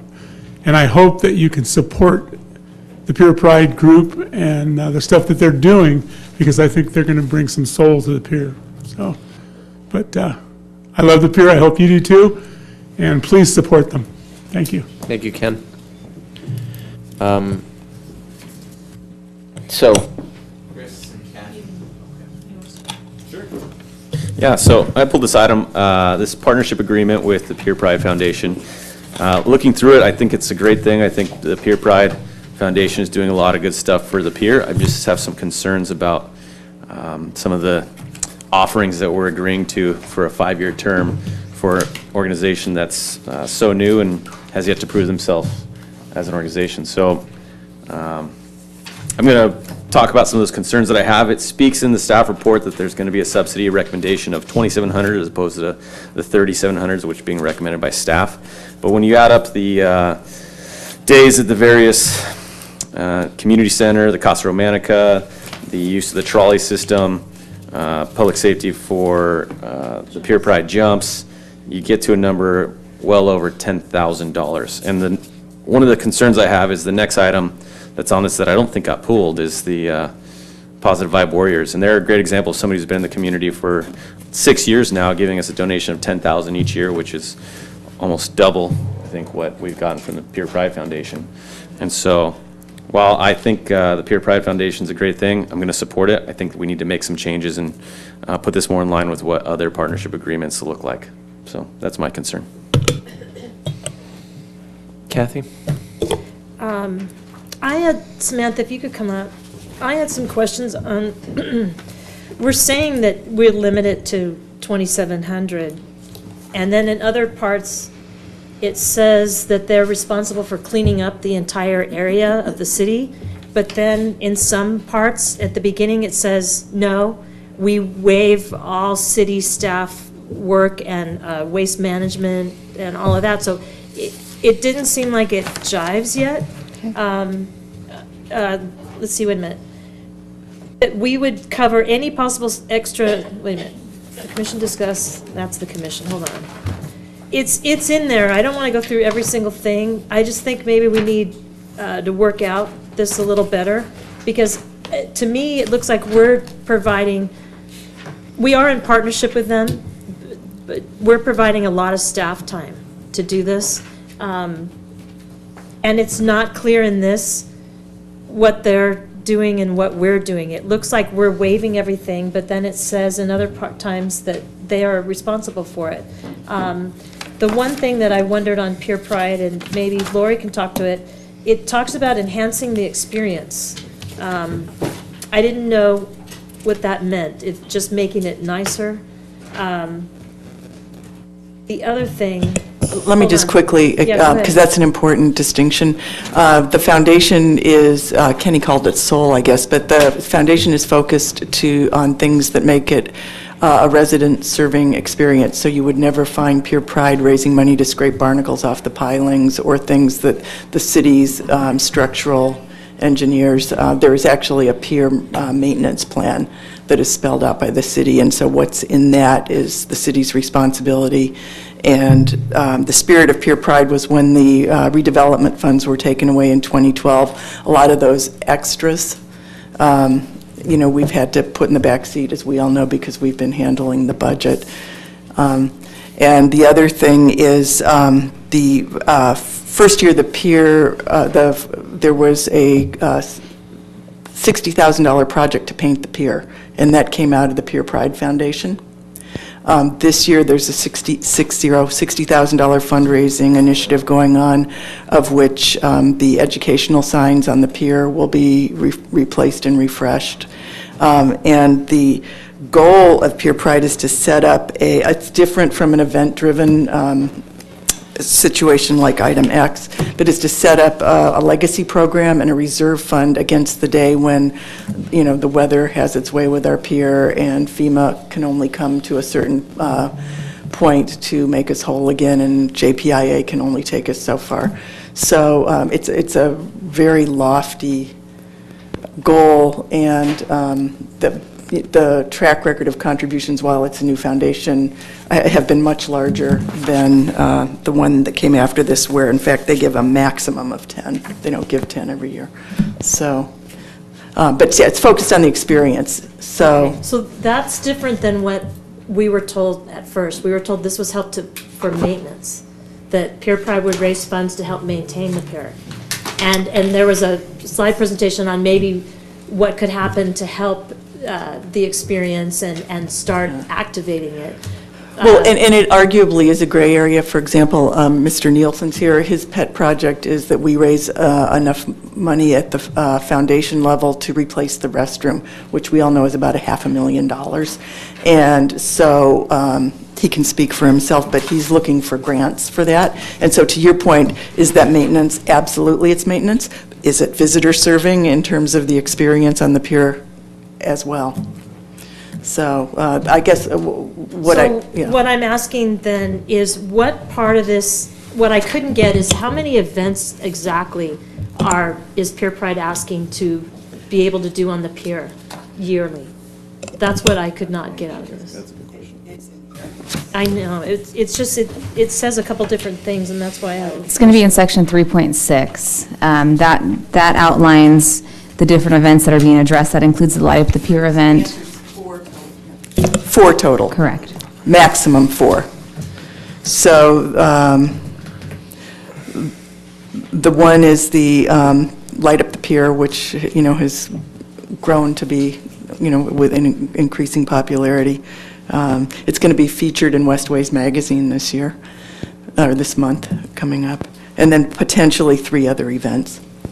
And are those designed to be fundraisers, or are those designed to be programming? They could be educational, or they're primarily educational. This Guinness World's Record event, obviously that's not a fundraiser. The primary fundraiser is the Light Up the Pier event. And then the foundation also did something with H.H. Cotton's, with the Cellar, with the Fisherman's. So there are a lot of off-site, non-city partners that are really happy to be giving back to the city in this manner. And those are not in the MOU, obviously. Okay. Another question. Let's see.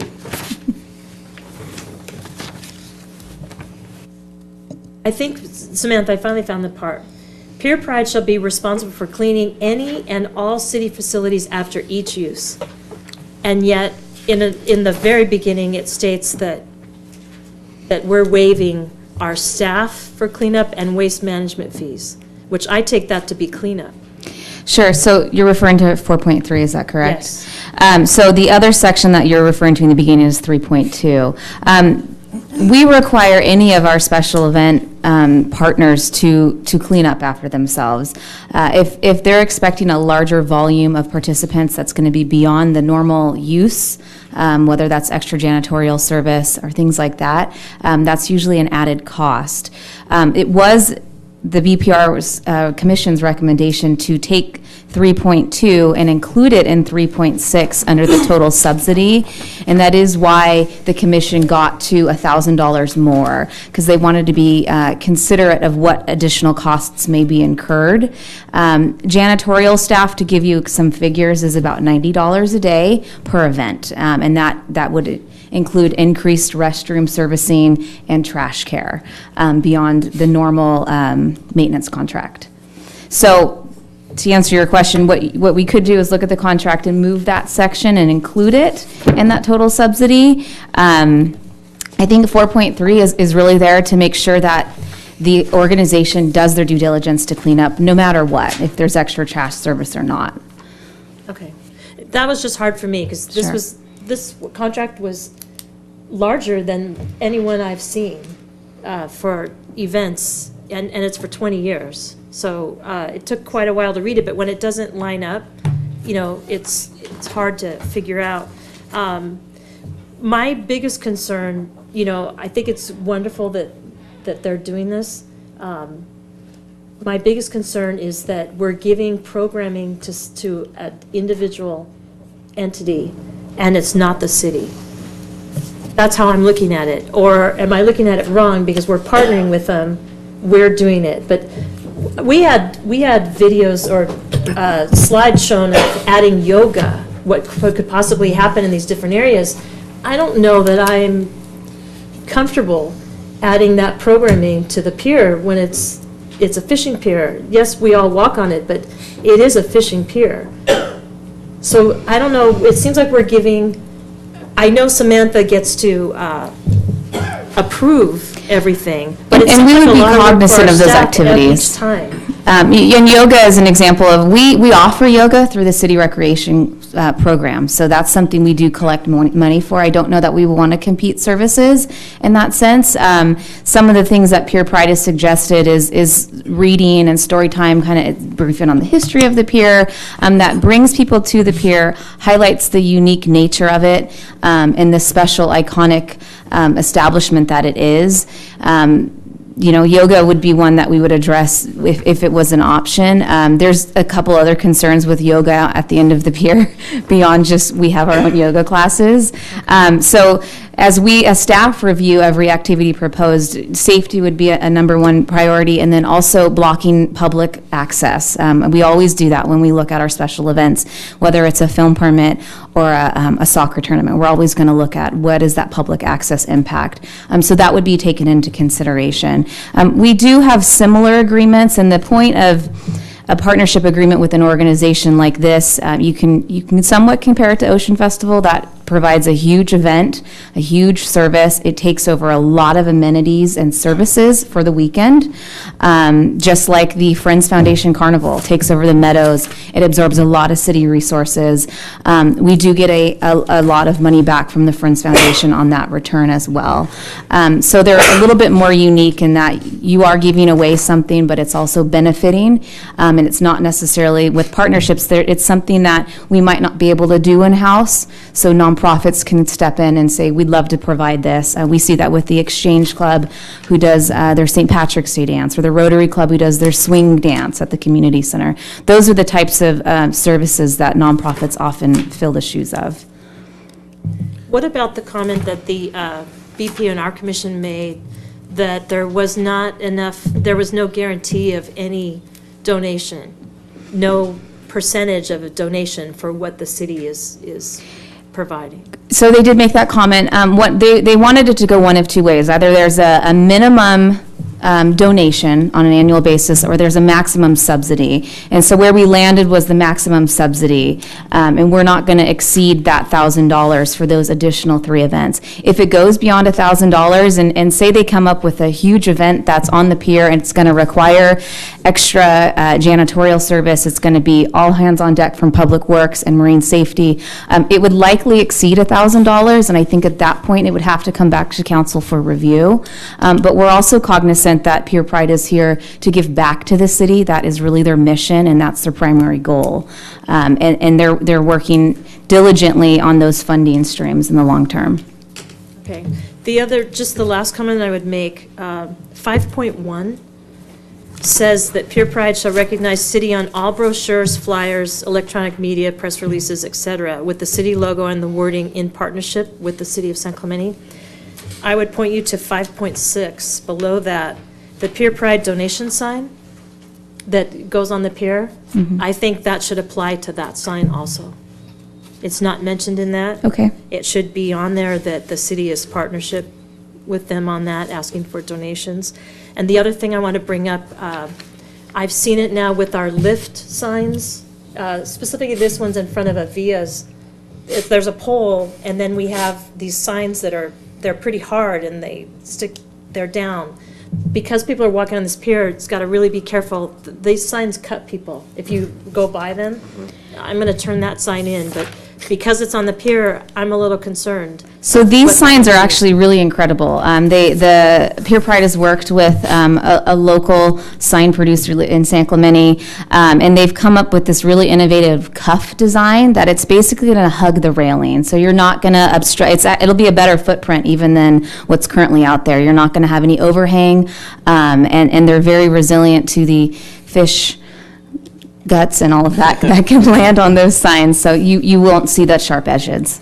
That'll be taken care of. Okay, I think that's a good suggestion. I was going to suggest putting it on a rail. That's better. The rail's not big enough. So that's good. That was a concern, but I would like that added so that it's clear. Chris? Yeah, I just got to reiterate my concerns. This is a new organization. I think the potential here, like Lori's mentioned, is to go really big and be one of the greatest organizations or foundations in the city. But at this point, they've been around since 2017, just over a year. And for us to enter into an agreement that's this large for this long, I just can't support it without making some modifications and changes to it.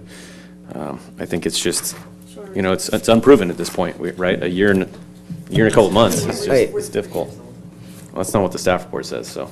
So I would say, I have to agree with, why is 20 years, with a 5-year and 3 5-year options? Is there a purpose for that on a funding or a raise point of view or something like that? I think that was to give them enough time to get through all their fundraising efforts. It's also what the Ocean Festival agreement is. I think the Friends is also there. It's pretty standard for these larger partnerships, and this would fall under that. So I think it can be changed. I think the partnership itself, I think it's worth seeing how it works. What happens, though, is these agreements go away for 5 years, and they're just kind of out of sight, out of mind, and then all of a sudden they pop up again, like, oh yeah, we should take a look at Pier Pride one.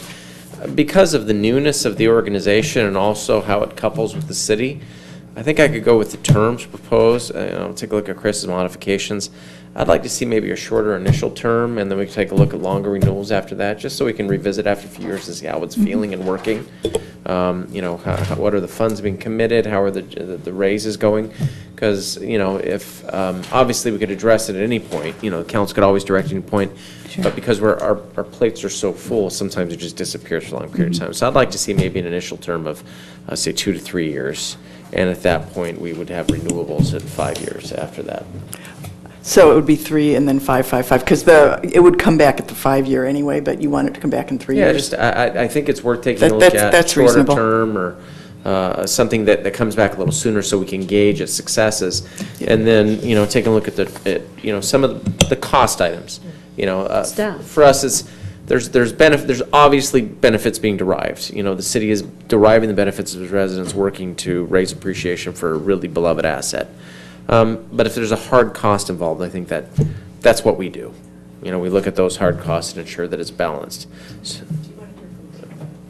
Jim, did you want to speak on this item? I figured you're standing there more as like a model type figure, just kind of beautification project. I was just here as you guys have been told, our main goal is to raise. So real quick, you're speaking on behalf of Pier Pride, and could you just submit a blue card after we're done, just so we have it on the record? We know who you are, but just for, protocol. You're cutting into my 3 minutes. I apologize. Let's go ahead and, I'll give you a few extra seconds at the end. The main purpose for Pier Pride is to be in business, work our tail off, raise $1 million or $2 million, put it into an endowment that the city can draw on, 50, 60 grand a year for whatever type of, these are visual type of appearance things that are beyond the city's purview money-wise. At this point, the $3,700 that's been kicked around, the light up the pier literally cost the city nothing, to my knowledge. We clean up after us. There's no additional police services needed. It's a lot of this is planning of new events we're going to be doing. We have no firm thing in place to do yoga at the end of the pier every X number of days or anything. We're just looking for a vehicle to help us earn money. 100% of our money goes back to the city. It's not like the Ocean Festival that's giving grants to other ocean-related things. We're in business, for one thing, it's to raise money for the pier. Thank you, sir. Appreciate you throwing that in there. So I guess where I'm at, Tim, and it sounds like Kathy's kind of leaning my direction as well, is, when you look at the attachment A or exhibit A, attachment 1, sorry, it talks about the subsidy being a grand total of $2,730,000. But what it doesn't take into account is, the free day at one of our other public facilities. Obviously, the Casa Romanica free day is a $7,000 subsidy. There's other costs in here that are associated with this that aren't included in the grand total of $2,730. And my biggest concern moving forward is, is an organization like Build It SC going to come forward and want a partnership because they're matching $50,000 to build a skate park? This year we had a really difficult budget season with adding deputies. We cut street cleaning for Del Mar. We cut council contingency. We took some very serious hardline issues. And then just to be throwing around $2,700 in hard costs and then, upwards of $10,000 in soft costs it's a big give. It's a really big give. And to Lori's point, I think the opportunity here is substantial, but I just don't see that we're at that point yet. So I don't know even. So why don't we give Lori? Maybe you can help us out on this one. What do you think we could do here? I mean, obviously there's some concern about the newness of the organization. Some of So the come back in 3 years, that's fine. I think that the board would be supportive of that. The thing with this is you've either got to believe or you don't, because, for example, the city manager gets however many days at the Casa a year, and so as landlord, we can use them the way we want, and obviously Light Up the Pier and the Casa go together, and it took a good amount of time to get the Casa to agree to this partnership.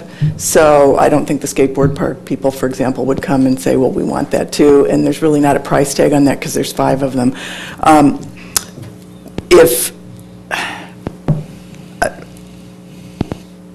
I'm having a hard time because basically it's a $3,000 investment, and we have set up the legacy program. We've already funded it partway. We painted the pier, and that was a $60,000 donation to the city, of which $20,000 in cash was handed over to the city manager to purchase the paints, and then the in-kind donation. These educational signs, it's a mechanism. People don't want to give to a city, but they do want to give to a peer foundation. And so I would encourage you to give this the benefit of the doubt. I would encourage you to see it for how big it is. We have gotten unsolicited donations from Nevada. We got a $25,000 donation, 25? Yeah, from Washington, D.C. There are people that just love our pier, but they would never say, hey, I think I'm going to write James Maction a check for $5,000. It's just not human behavior. So as you're thinking through it, I can't give you specifics because staff put this together. We're fine with it. We're culturally just, there's not a single person getting paid, and we're all volunteers and we all love our city. And so I can't give you guidance on how to think about the finances except as an investment in the most important icon in the city. So perhaps what we do here is let me just say one more thing. We've been around for 3 years. Friends had us as an incubator situation for about a year and a half, as they did with Courtney's Sandcastle Foundation. So that's why the staff report is written the way it is. And I will also say in the 3 years, to my knowledge, there's been not one complaint or criticism about the behavior or the deliverables of the foundation. So it's a very solid, committed group of volunteers. So, maybe what we do on this, and I'm just trying to find some common ground here, because you got positive momentum here. I hate to take any wind out of the sails, is maybe for us to revisit it during the 2020-2021 budget cycle, which would be, it's basically 3 years from now, right, when we'd be approving it. No, it'll be almost 3 years from now. And revisit the contract and look at the extension at that point, see what the hard costs actually turn out to be. A lot of these questions, I'm not sure if there's any modifications you wanted to make to the finances above and beyond what, Lori's mentioned. No, I guess my concern would be, to Lori's point, she's been knee-deep in this for 3 years now, and there is no mention in anything in the staff report about what's been given back from Pier Pride, what their, financial situation looks like, who is paid, who's not paid, is it an all-volunteer organization? I mean, Memorial Care was a 501(c) also, right? I mean, look how great they've been for us. So I'm not comparing them to Memorial Care. I'm just saying, pretty funny, some history would be nice to say, hey, this is what Pier Pride Foundation's done to this point. It's just for me, Lori, and I know it's a really great thing, and I see the potential. I mean, this could be a rock star. But this early in, I mean, when I was reading through this, some of the things that we're giving Pier Pride, I mean, it was a shock. So. Well, I will say this, we have someone scheduled to come in September to talk to the council about Pier Pride Month, which, as you'll recall, was created last year. There's 5 events happening in Pier Pride Month, and our goal was to get the wind in our sails by getting this MOU done now, so that the group that's moving forward in October, goes 150%. So we have a sunset dinner at Fisherman's. We have Dana Wharf has donated a historic cruise into history, which will go out of the Dana Wharf harbor, come over to the pier. We have some speakers, including Don Hanson, on that boat. That's strictly educational. It might raise a little bit of money. We have Light Up the Pier and our sponsor program, which is to replace this educational signs on the pier this year. So that's a goal of $60,000. We have H.H. Cottons is running an event for us, and Goodies Tavern is giving us Bingo Mondays for the month of October. So as you can see, the community is really organizing around this, and so if you can look at it, I think it's a fair request to ask for financial status, because as Mr. Nielsen pointed out, every dollar goes to the city; it goes nowhere else. Yeah. But I would hate to see the momentum taken away less than a year after this council said we're going to have Pier Pride Month be the month of October. Yeah, absolutely. I don't think that's what my intention is at all. Adding Pier Pride Month is different than giving a 20-year. Yeah, absolutely. It's a big difference. Why don't we just go with, changing the term, having it brought back during the 2021 cycle. With finance. So that's about a 3-year initial term. Do you want a reopener in that? So it gives the opportunity for council to address it, and then we I think can. we'll have more proof of concept for a Okay. long-term partnership. Are you interested in seeing the organization come present annually? That can be added if it helps, or staff can give updates on where their fundraising is at. Do we receive that currently on the other partnerships?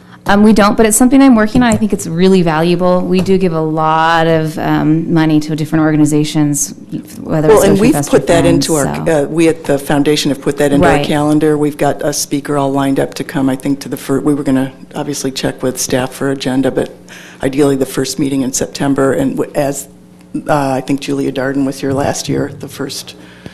It doesn't need to be 30 minutes long? No. Okay. And there can be a handout. I think the financial request is a legitimate one. And Samantha, I would also add, my concerns are staff time, how much this is going to be taking on staff time to do this, because I know Ocean Fest, it's big and they meet with you at different times, but this just seems like it's way more. By looking at this contract, it just seems like we're hand in glove working on this, and staff will be available. So, and some of this is marine safety staff. It's quite valuable, and costs a lot. So, I think it's very different from what we've done. I mean, Ocean Fest, for over 40 years, we can go through those motions in our sleep, and I have just a really well-equipped team that have handled it for decades. So this is just new, so I can see a little bit more staff time being driven into it. But that could be something we include with the annual update, as this is how much staff time has been put into it, that we're not seeing necessarily, we're not cutting the check for the trolley, but we're absorbing the cost. That could be added as well. Yeah, so that's the hard costs, but staff time definitely part of that, because a lot of those hours, we're all paying for that. So, okay. So I'll entertain a motion on this one, based on that context. Does anybody have any ideas? Yeah, Kathy had some changes she wanted to initiate, and then we'll add in the 2.5 years for the initial. Where is it? And just to be clear, I'm asking for a bring back of the 2.5 years with a staff report that has financials included in it, not just comes and goes and no one sees it. Okay, so I'll make a motion to approve and authorize the mayor to execute contract C18-28, a partnership agreement with Pier Pride Foundation with a maximum annual subsidy of $27.30 for a 3-year term until. It's a 3-year initial term. No extensions at this time. We would figure that out. You could say 3 possible 5-year terms. 3 possible? Okay. 3 possible 5-year extensions. And the first 3 years comes back as a staff report with financials. Yes. And also make the change that I mentioned on 5.6, that the conditions of 5.1, that the city partnership be on all signage, apply to 5.6. I think that's all. You can have one more. Oh, the other one is changing the contract, that 3.2 that you had? Can you just look at taking that out? Because it was confusing. Sure. Do you want to add it to 3.6 so it's included? Yes. Okay. Just so that it's in the same place, so that everybody knows what they need to do. Because if you just read that one part, it looks like we're waiving all cleanup. Yeah. And it's our staff cleaning it up. Got it. That's the only thing. So that's my motion. Second. Motion by Ward, second by Ham. All those in favor? Aye. All those opposed? Passes 4-0. Thank you, Samantha. Thanks, Jim. Lori, thanks for the Thank you, Jim. input. That wasn't in here, and it was really hard because all we're looking at is a contract. Yeah. Okay, next item is item Y, and that was pulled by myself, and I. The reason why I pulled this is this is some expertise on this question. As we develop the wireless master plan, the reason why this is an important update is because there's a move from larger cellular sites to small cell installations where they do it in light poles and other items in the public right-of-way. We currently have actually proposals that are in works that have hit the city desks to do this, and this update will help us address that and set some guidelines, I think, that will help get that put into place. One of the things that I wanted to ask about here, and to see if perhaps, I know it's not as a part of the RFP, but at some point we also have some of these sites around town that upon lease expiration aren't exactly the prettiest sites in the world. For example, the one down the San Luis Rey. And I believe at one point we'd entertained having that site modified upon expiration so that it would be something more in character with what is appropriate, a little stealthing, painted, something like that. I'd love to see as a part of this master plan, something to help us address over time, that on lease renewal points and other items, we have the ability to look at each site and see if there's any modifications we want to make, either to the economics or to the site quality itself. So that's all I would ask. Otherwise, I'm completely fine with the service Does that contract. include the aesthetics of the site as well? Yes. Like existing sites? Yes. Okay. Yes. And so it's not something that's typical for these types of plans, but for a community where I think we're pretty well sited out. I think most of our new developments to be small cells, that we do have some old historical sites that probably would benefit from a better look. And you don't necessarily have that opportunity when it's in maintenance, when it's going along, but at expiration you can set new terms, and we might be able to get addressed then. So if you could just have Magellan take a look at that as part of their professional services. And with that, I'll move the item. Second. Motion by Brown, second by Doncheck. All those in favor? Aye. Aye. Passes 4-0. Thank you.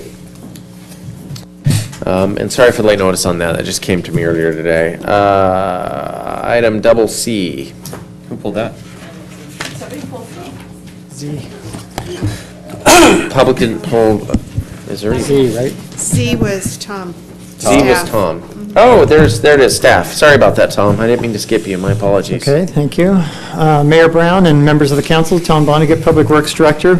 I have a brief presentation to go through. It is brief, but it is a requirement of an otherwise pretty straightforward grant application, but one of their main requirements is that I go and give you this information so you're aware of the program, and so I will do that quickly now. So, as I mentioned in the report, the item is to seek your approval on a resolution to submit a grant application under this local government partnership program. What it is, as I mentioned in the report, under AB 2766, where we get a certain amount of funds each year to support air pollution reduction strategies, there was this committee established, the Mobile Source Air Pollution Reduction Committee. It's not a regulatory body itself, but it is an advisory and kind of counterpart to the South Coast Air Quality Management District, and their purpose is to, again, help jumpstart and fund and evaluate initiatives to reduce air pollution from mobile sources. And so they have this grant program, and the reason they're doing this is because we still have significant challenges in meeting established standards for air quality in the Southern California region, some of which are coming up pretty soon, and so we are within what's known as an extreme non-attainment zone for ozone, and I don't have to tell you, you understand the bad kind of ozone is a constituent that contributes to respiratory ailments and otherwise known as smog. And so there are goals set up, and one of the ways to reduce this is through oxides of nitrogen, abbreviated NOx, which is a precursor. When that reacts with volatile organic compounds by sunlight in the air, you get ozone and smog. And so there are attainment goals that are only now 5 years out, and this chart just demonstrates that some big reductions are still needed. And so this committee and the Air Quality Resource Board is looking at stationary as well as mobile sources to reduce oxides of nitrogen. And they have this plan, the final 2016 Air Quality Management Plan. It's available at aqmd.gov for anyone who's interested in reading about it, but it details the strategies that the South Coast Air Quality Management District will pursue to try and attain those standards. Which brings us back to this grant program and the MSRC committee. They essentially have a number of programs, and they have actually reserved funding for cities on a pro rata basis based on population, as I mentioned in the report. So in other words, for San Clemente, we have about 85,000 that's actually reserved for us. And it's a pretty simple program. There are really only two catches, if you will. One is that we do have to provide some matching funds, and the projects that we propose have to fit within one of the 5 categories dictated by the grant. And we don't have to do this if we don't want to, but staff is bringing this to you because in light of our planned effort to replace some fleet vehicles, this is an opportunity to electrify some of those fully, also implement some general plan policies, and so we think this is a good way to leverage some funds for things that we certainly would already do in terms of our vehicle replacements. And as I mentioned in the report, this is what we're proposing. There are 4 utility vehicles, 4 vehicles coming up in our fleet for replacement. So 2 small passenger vans, passenger sedans. We would normally get some Ford Focus, small 4-door vehicles for pool vehicles for staff. There is an all-electric version of that now. This grant would essentially cover the difference between the gasoline-powered version and the all-electric. So there would be essentially no cost to the city to go to a fully electric vehicle. And then there are 2 small utility vehicles. Think like an ATV type vehicle that you've seen on the beach or the beach trail with a small flatbed. We can fully electrify those. And then the grant will also support, since we'll have some electric vehicles, they've got to be charged, charging stations, which we propose to install at the new City Hall site. And they'll have extra chargers so the public can use those too. That's in our general plan. As I mentioned here, we have some goals of the general plan. And by doing so, we can use them for city vehicles, also have those available to the public, and maximize our grant match at 75%. So, and then this is just a summary again, which is in your report about how the funding would work. I would propose to use entirely from our available fleet fund balance. There is a healthy fund balance there of $5 million, so this is a very small change. And in fact, half of this funding total, that $77,000, is already reserved according to our current vehicle replacement policy. So we've already anticipated using half of this money, if you will, for the vehicle replacements. With that, that's my presentation. I'm happy to answer any questions. Any questions for staff? How does the charging station work for us if we're allowing the public to use it? When are we going to charge ours? At night? So we will work out all the specifics, but and probably work with a vendor. There are charging networks, if you will, and we can set up our city accounts like anything else. But your question probably speaks to, will we be taking up spaces that the public might want to use? 2 charging stations, 4 chargers, so you can have 4 vehicles at a time. At any one time, we'd only have 2 city vehicles, and our intent is to get the new latest fast superchargers. They can charge a vehicle in less than an hour. Staff would put in the vehicle whenever we need to, charge it, move it out, and actually free up 4 spaces for the public. You can do a lot of programs, or you can set up a program too. I mean, the technology is really great. People who already have electric vehicles know this, and you can get a reminder on your phone or whatnot, your car is done, move it. There is sort of a protocol and a courtesy in the electric charging community, so we can set that up and not have that conflict. I was also worried about having our vehicles overnight plugged in where the public could get to them. That's The more plan wouldn't be, what I was well, thinking. our vehicles are out there in the lot anyway, but we would just park them in the designated spots. But because they can charge so quickly under the technology that we would propose to pursue, the turnover was pretty quick. Okay, thank you. I will move item Z. Motion by Doncheck, second by Ham. All those in favor? Aye. Passes 4-0. Thank you, sir. Okay. So, item AA, I pulled this just because I wanted to bring it to the forefront. It's a large dollar amount. I'm typically not keen on having large dollar amounts on council consent. Brian Brower, our IT manager, is here to give a very brief presentation. There are no slides. So just to communicate to the council. So Brian, please.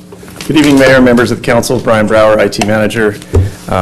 As Eric mentioned, this item is to replace our phone system that's used citywide throughout city offices. In November 2017, we issued a request for proposal. We received 7 proposals. We whittled that down to a top 4, and then we proceeded to go through an interview, presentation, and demonstration process with those 4 vendors. Through that process, it became clear that the Mitel Connect system would be a great fit for our organization. And then it boiled down to 3 vendors that were all proposing to implement that same base system. And with that, we chose Extellisys. Extellisys is a very reputable company. They've done lots of small local government work in the state of California. They also had the lowest 7- and 10-year total cost of ownership over the life of the system of any of the systems that we evaluated. And the year 1 cost on that is $181,000. And that includes the purchase, the implementation, staff training, the first year of support services, and also a 10% project contingency, and it's well within the existing project budget.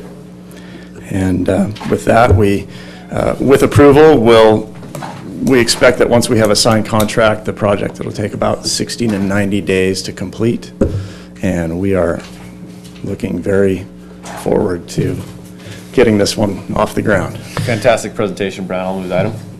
It's a great presentation. We got a motion by Ham, second by Doncheck. All those in favor? Aye. Aye. Passes 4-0. This would be nice relief for you, I know. Looking forward to it. Yeah, because we have a whole bunch of different offices on different systems right now, right? And that this replaces them all. I know. I think when I first came on, I'm like, we should do something. What has it been, 8 years? So, thank you, Brian. Thank you. Appreciate it, sir. Thank you. Next item is CC. Is that even a thing? Did somebody pull item CC in the public? Oh, they did? Okay, all right. We have Cecilia Cutter. I didn't say that correctly.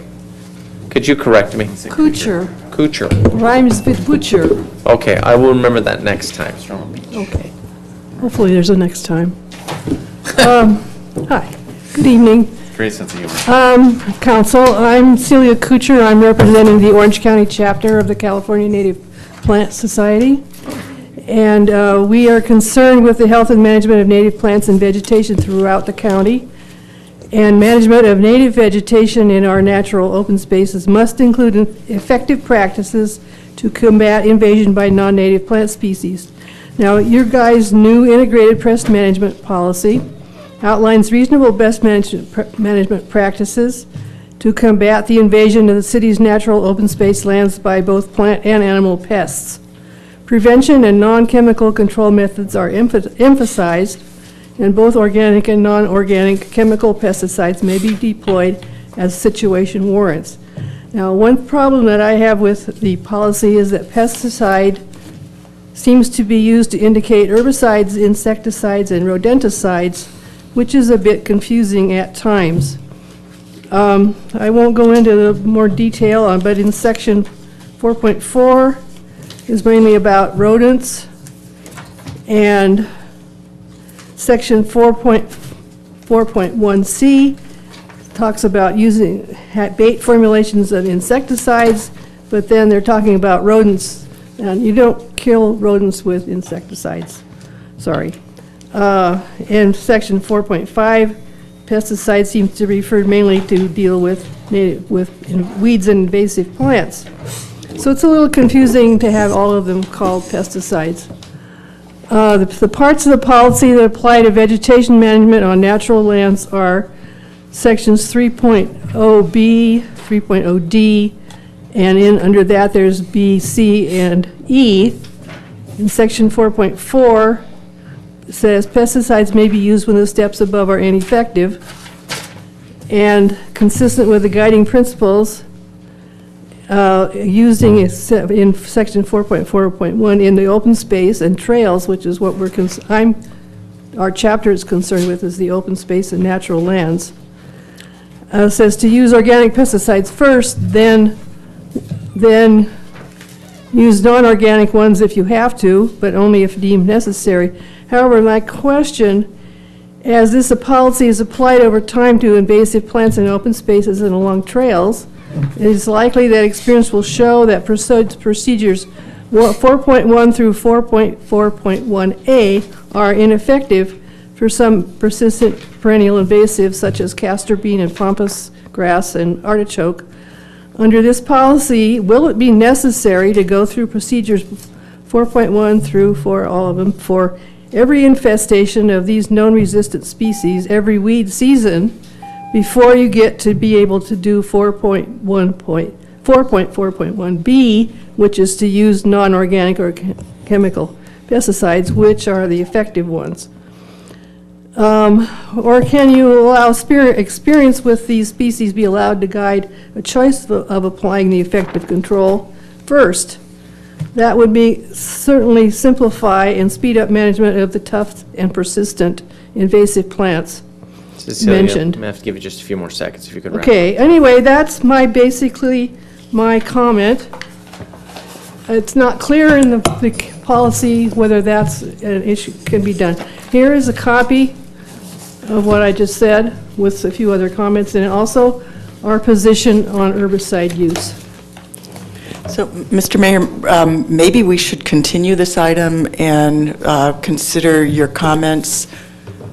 And see, did you attend? This was an extensive process to get to this point. I was not at any of the. I was here the September 7th. Was it last September? I came in kind of the last person, and you guys had already decided to table it because there were I've had this, and I want your phone number because I've got your name circled. I gave you all. I'd like to continue the item. I forgot to bring cards, sorry. Okay. I'd like to, because you know what, I have to agree, because one of the things I'm looking at here is, for example, we have to get an opinion by a licensed pest control advisor before we can graduate down to a different step in coordination with city staff. Yes, but I think that the licensed person has been involved with all this as a staff person. Okay. I talked to staff about this. I talked to Randy Little today. You're done. Thank you.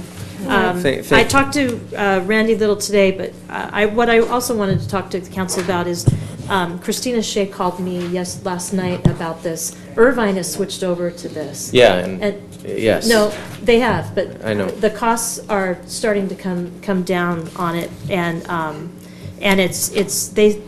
they think it's starting to work. She quoted that it was 1/3 of the cost when they started. Now, Randy pointed out to me, Irvine's cost is much greater than ours. You talk about 5% of what they have. They have to deal with the Irvine Ranch Conservancy, and they passed this protocol with that.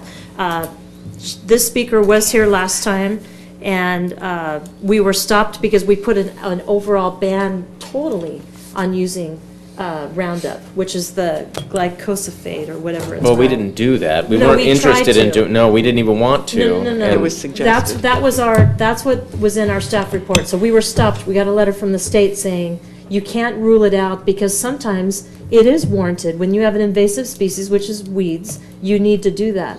What staff has worked on in this, and they've worked with Irvine on it, is... We're working with Irvine? We have worked with Irvine. That's the wording that you are seeing. I know, Look at my face is incredulous on this question. Christina Shea called me last night. I appreciate that. Folder today that said Irvine So- on it, so it's true.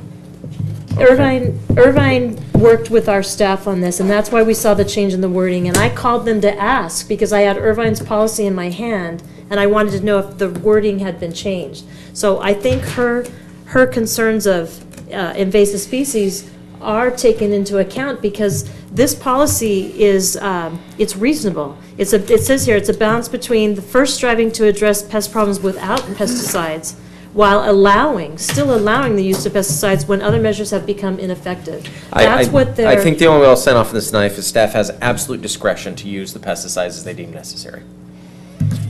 There you go. Staff Has absolute discretion to use the pesticides as they deem necessary.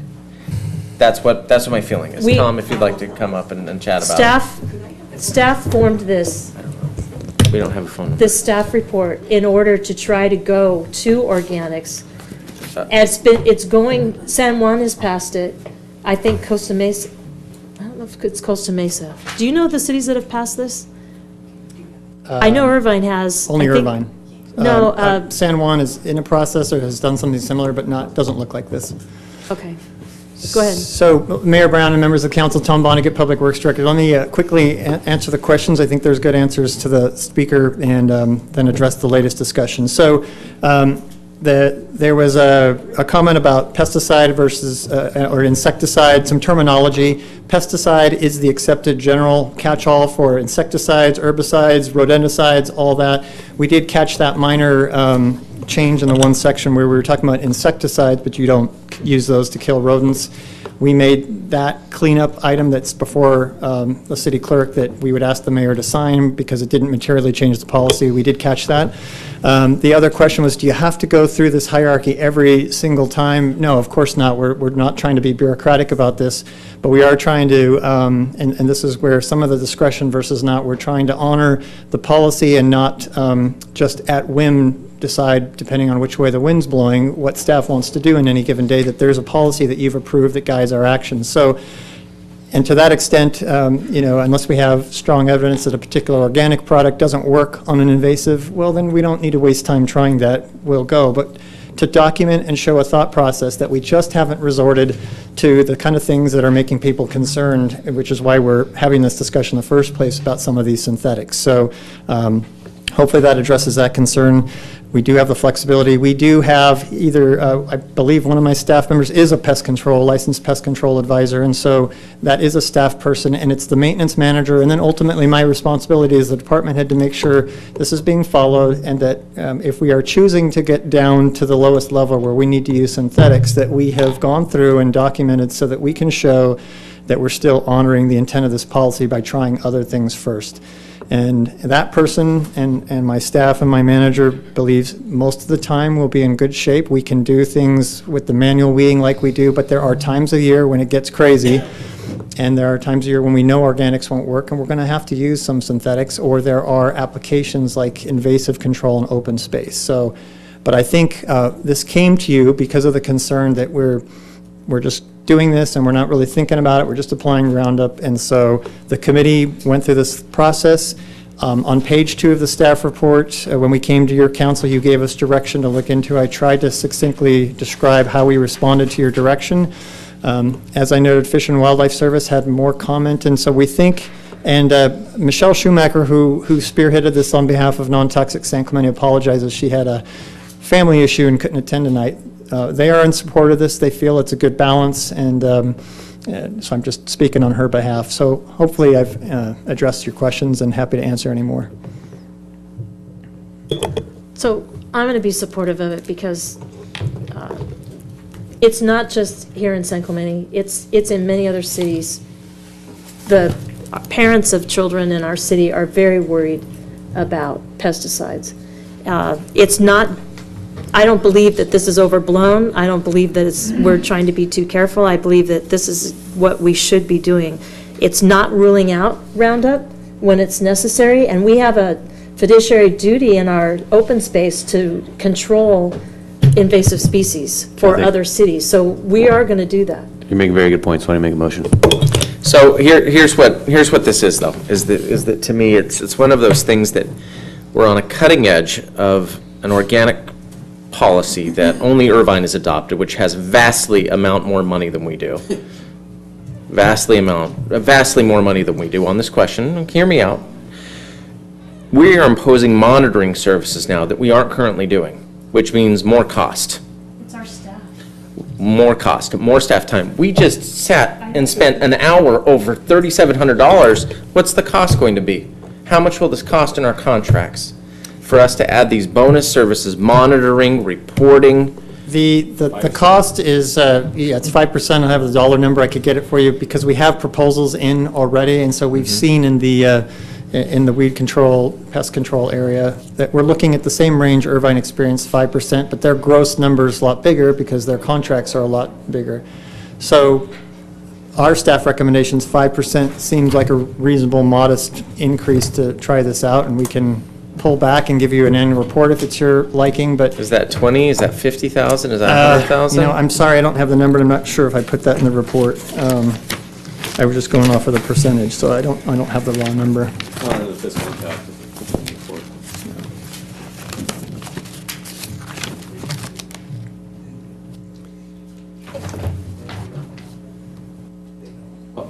Let's simplify this. How about someone make a motion? Then I can second it, and then we can vote. When we bring those contracts to you, which we're planning on doing at your August meeting, we can highlight that and break it out and give you the actual number. Richard, you had a question on this? You wanted to contribute on this? Yeah, just a little contribution. Okay.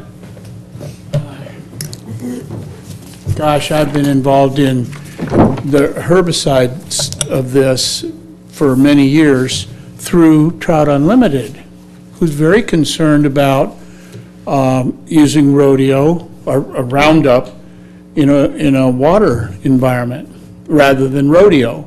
And it doesn't appear that your document maybe differentiates.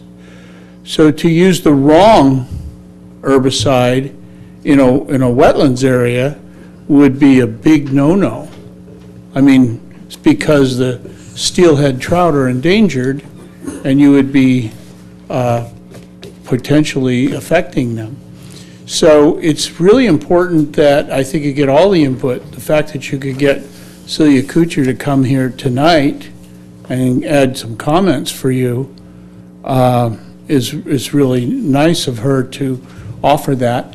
I'm just pointing to you that there are a lot of other entities, 501c3s, that are very involved in watersheds and the use of chemicals in their watershed.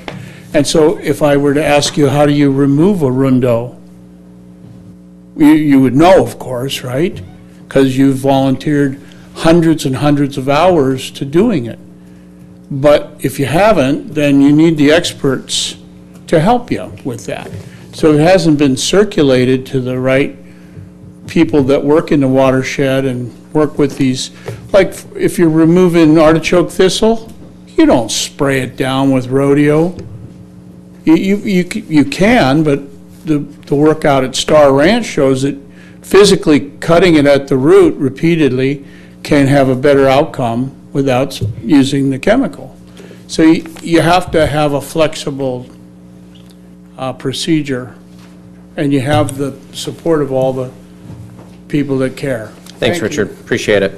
So I'm going to make a motion here. I can see that I got to gather some more information on this because I can hear Kathy and I hear myself speaking, and I feel like I'd like to do a little more fact-finding on this, and I don't think it would be the end of the world to give it another 30 days to bring it back for reconsideration the next meeting, so that we can make sure we're making the right choice. Michelle Schumacher will have a chance to come to that meeting. I'll have a chance to talk to her.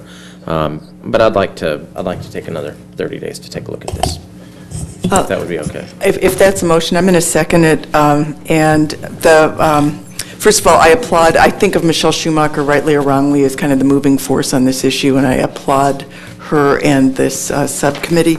But when I hear people making the extra effort that we're notified in this, coming with things that to me sound like either opportunities to clarify or opportunities to do it better, we said we would use the IPM policy from Irvine as a model, not as a cookie cutter. And one of the big differences between Irvine and San Clemente, in my view, is what this gentleman just spoke about, the watershed. We're coastal. And so I'd really like to make sure that what we have reflects that. Also, we did give direction to assess the potential financial impact. When it comes back, I'd like to kind of understand that a little better, especially if you're hearing that Irvine's getting cost savings. I'd like to see how that would work for a city of 65,000.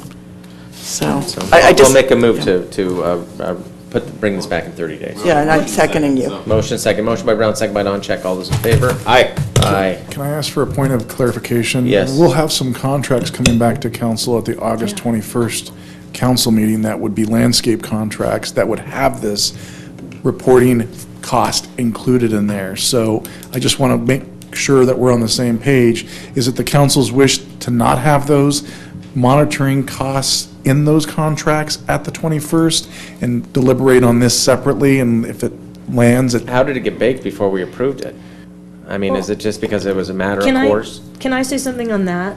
I'm This came back from a meeting that we already tried to do this. We were stopped because we were doing an all-out ban. So staff formed with the committee, and they've been working on this for a long time, I think, and now it's come back to us revised. So this isn't like a new thing. It's come back revised that we're not cutting out the use of Roundup if we need it, but we're going to try this other way first. I completely understand. I understand the genesis of it. Mhm.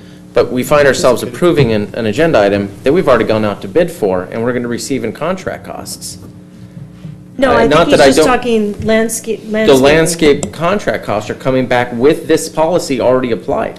But I think, if I'm wrong, tell me, but the prior meeting, I thought we approved this and we were stopped by the state. We got a letter, or did we not get to it at all? We didn't approve anything. Did we not get to it? We got the letter from Fish and Wildlife. Right. Now, your council has not approved a policy. That's why we're here tonight. Okay. And staff went out, we put this in anticipation of a policy that was going to more limit our use of synthetics than we do now. We wanted to see what those costs were, and so those are in there. Now, those are all not to exceed costs. If your council ultimately decides we don't want to do anything, then those costs will change accordingly. As long as it's pushed down the line item, we can see what those expenses would Yeah. be. Okay, that's fine. So weed control is its own item. As long as we can see the cost, then I'm fine with it. Then we Right. know exactly what we're walking into, we know what the increased Right. expense Yes. is, and we're making that decision We do. consciously. Okay, all right. And before we vote, could I just get clarity? What is the feedback from Fish and Wildlife, Jonathan Snyder, at this point? So It's a year later. they are okay with the policy. They had no further comment. We've been iterating through that with them. They've been making That's okay. changes. And so That's this, significant. basically, as I mentioned, and we didn't hear any negative feedback. This also addresses similar concerns that OC Vector had. So we didn't get any more feedback that, no, we still have issues. And so that's where we are. So, okay, great. I think we're clear. Did I call for the vote? I did. Yes, we already voted. Passes 3-1. Okay, great. Mayor, on this next item, Doug Holland from Woodruff Pratt and Smart is going to sub in for me. All right, great. Thank you, Scott. item FF. No, I pulled this item, I'm going to move it. So, the motion is to move item FF. Do you want to have Oh, debate did on you want a discussion on it? Scott, don't go anywhere. No discussion on the item? No discussion. Move that. There's a speaker card. Oh, we have a card on the item. Steve? No need to discuss, I just was available in case there were comments. Okay. What did we just do? I moved item FF. There was a second? I seconded it. Okay. We got a motion by him, a second by Don Check. All those in favor? Aye. All those opposed? That was the easiest billable hours you've ever received in your life. I'm also here for the next item. Oh, you are? That's right. Okay. Well, we aim to please. Let's go ahead and take a 10-minute recess, if we could.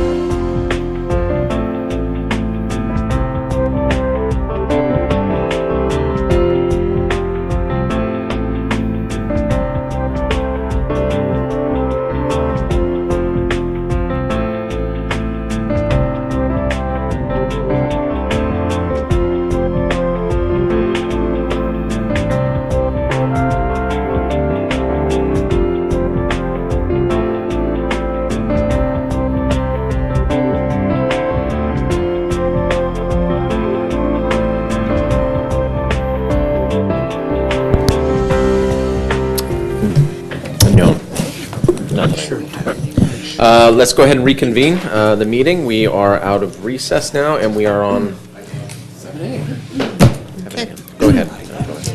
The public hearing process includes a staff presentation, a presentation by the applicant not to exceed 10 minutes, and public testimony not to exceed 3 minutes per speaker. Following closure of the public hearing, the City Council will respond to questions raised during the hearing, discuss the issues, and act upon the matter by motion. The first public hearing is to consider an amendment to sign exception permit 15423, an amendment to discretionary sign permit 05176 to allow 2 theater identification signs on the tower element at the outlets of San Clemente, located at 101 West Avenida, Vista, Hermosa. If we don't have any cards, Mayor, then oh, okay. I don't think we need a staff presentation on this. We've talked about this. Hi, Cecilia. Anything you'd like to comment on or throw in there? No, I'm available for questions. Okay, great. Any questions for Cecilia at this point? Seeing none? Because it's a public hearing, I think you should do 1 minute, just, this is what we're talking about, and this is what we're deliberating on. Why don't you walk through it? Okay. She's got 4 slides, Thank you, Mayor and perfect. Council. Cecilia Gallardo Daly, Community Development Director. This is a request by the outlets at San Clemente to make a modification to the previously approved discretionary sign permit and sign exception permit. The request is for 2 movie theater signs. The 2 signs would be located on the Icon Tower. Previously, the council approved only outlet identification signs on the tower. This request would add 2 movie theater signs, one facing north and one facing south, both maximum square feet of 64. And that concludes the presentation. I'm available for questions. I have a question maybe for the applicant. When do they anticipate installing these signs, should this be approved? We're going to build the tower first. Steve Noblock, counsel with Craig Realty Group, the manager of the outlets and San Clemente resident. Councilwoman Donchek, the signs will go up as soon as the Icon Tower is completed. The permitting for the Icon Tower is in process. Once that's constructed, the signs will go up fairly quickly. The construction of the signs is very So quick process. because our staff report talks about a potential tenant, you have an actual tenant at this time? Yes, yes. Okay, thank you. Okay, great. Thank you. I'll go ahead and open the public hearing. I have 1 card right now. That's Kathy Armenteros. Anybody else who would like to submit a card on this item? Steve, that new sign looks great, by the way. I saw it. It's very sharp. Come on up, Kathy. Well, that's all for, it's Kathy again, Armenteros, not again. Okay, we were, something came up a little earlier about the AQMD and air pollution and so forth. Well, again, we keep forgetting about our dark skies and light pollution. Every time we bring up these signs at the outlets over here, it's light pollution. Where are our dark skies, Council? I mean, it's more and more signs going up. So my questions are, 1, what is the theater group that's going in, if there is a name now? That was Kathy, if you could address the council, Okay, we'll get those questions sorry about answered that, after the Mayor. fact. All right. Thank you. I'm curious to know what the theater group is, and are they going to stay within the same parameters as what the council approved a couple of months ago as far as the color? Not being too overbearing by the size of the signs? And that's pretty much all I mean, we've been beaten down, the city has beat all of the citizens down when it comes to this outlet. So I'm tired. So I'm just going to ask, what is it within all parameters of what the other signs were, should you decide to give them more signage? Because he will keep coming back and keep asking you for more, or we'll file more lawsuits against us. Kathy, I'll go ahead and answer your questions. Thank you for coming out with that. Are there any other cards on this, Joanne? No. I'll close the public hearing. So I think I can answer your questions in 2 parts. The first is Cecilia, if you wouldn't mind, ask you a question. So Ms. Armenteros asked about, is it more? Is it, can they come back for more signs? All those other items like this. So maybe you could add some clarity to the residents as to exactly what we're deliberating on, the scope of it, and does it fit with what was previously deliberated on? Okay, I'll start with how it fits with the previous approvals. The 2 movie theater signs will be made of the same color and materials as the previously approved signs, so single color bronze, pin-mounted. The illumination requirements for the 2 movie theater signs are the same as what the council approved for the other signs. That means they get turned on 30 minutes after sunset and will have to be turned off at 9 p.m. every night.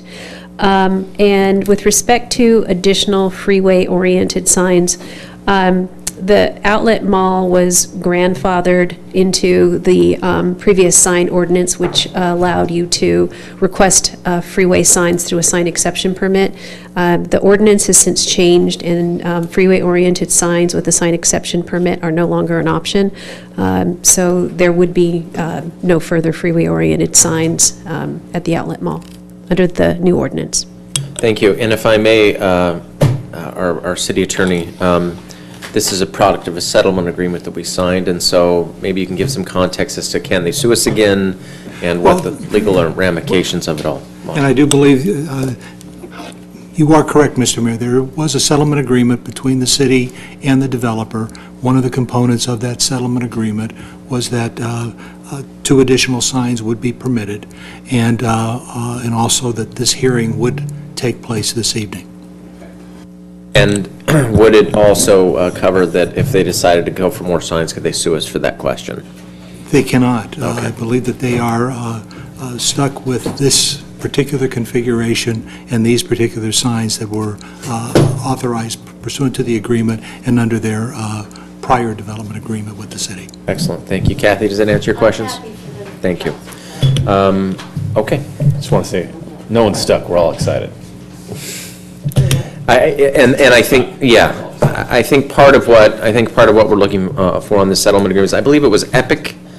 You had Epic Theaters on the sign, but it was Millennia, was it? Well, the presentation was just a placeholder. It was a placeholder, but it was a different name of a theater group. Mr. Mayor, I apologize. I didn't work on the lease. Oh, okay.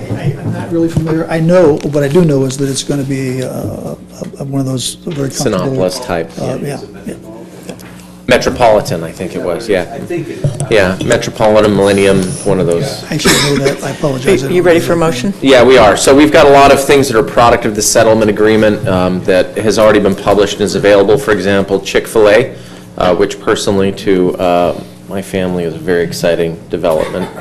And then the movie theater and other things going forward. And so I think what we're all looking for here is moving forward, that we've settled this question and many other questions along with it, and that we have, as a city and as a business, we have what is a normal operating relationship going forward. I just feel as wounded as all the city feels with all the lawsuits. There's quite a bit going on, for sure. Let me just say, Mr. Mayor, let me just say, Mr. Mayor, the lawsuits are now resolved. We're delighted that that's behind us. We actually gave up quite a bit of additional signage and additional rights that we were entitled to in order to resolve this. We really appreciate the cooperation that the city's showing. I think we're going to move ahead on a very expeditious manner for the development of the out parcels and the restaurants. And I think it'll really be a nice addition for the city, and we really appreciate your cooperation. Thank you, Steve. Appreciate you here tonight. So with that, I'll entertain a motion. I move that we adopt resolution number 18-40, entitled "A Resolution of the City Council of the City of San Clemente, California, approving amendments to discretionary sign permit DSP 05-176 and sign exception permit 15-423, a request to amend a previously approved master sign program to allow 2 freeway-oriented theater identification signs on the tower element for the outlets at San Clemente located at 101 West Avenida, Vista, Hermosa." Motion by Doncheck, second by Ham. All those in favor? Aye. All those opposed? Passes 4-0. Thank you, Mr. Mayor. Thank you, sir. Appreciate you attending tonight.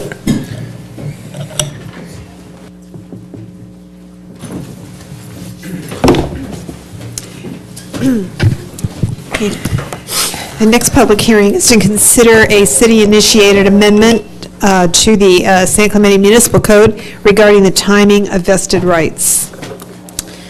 Good evening, Mayor and council members. On April 17, 2018, the City Council directed the Planning Commission to initiate the zoning amendment.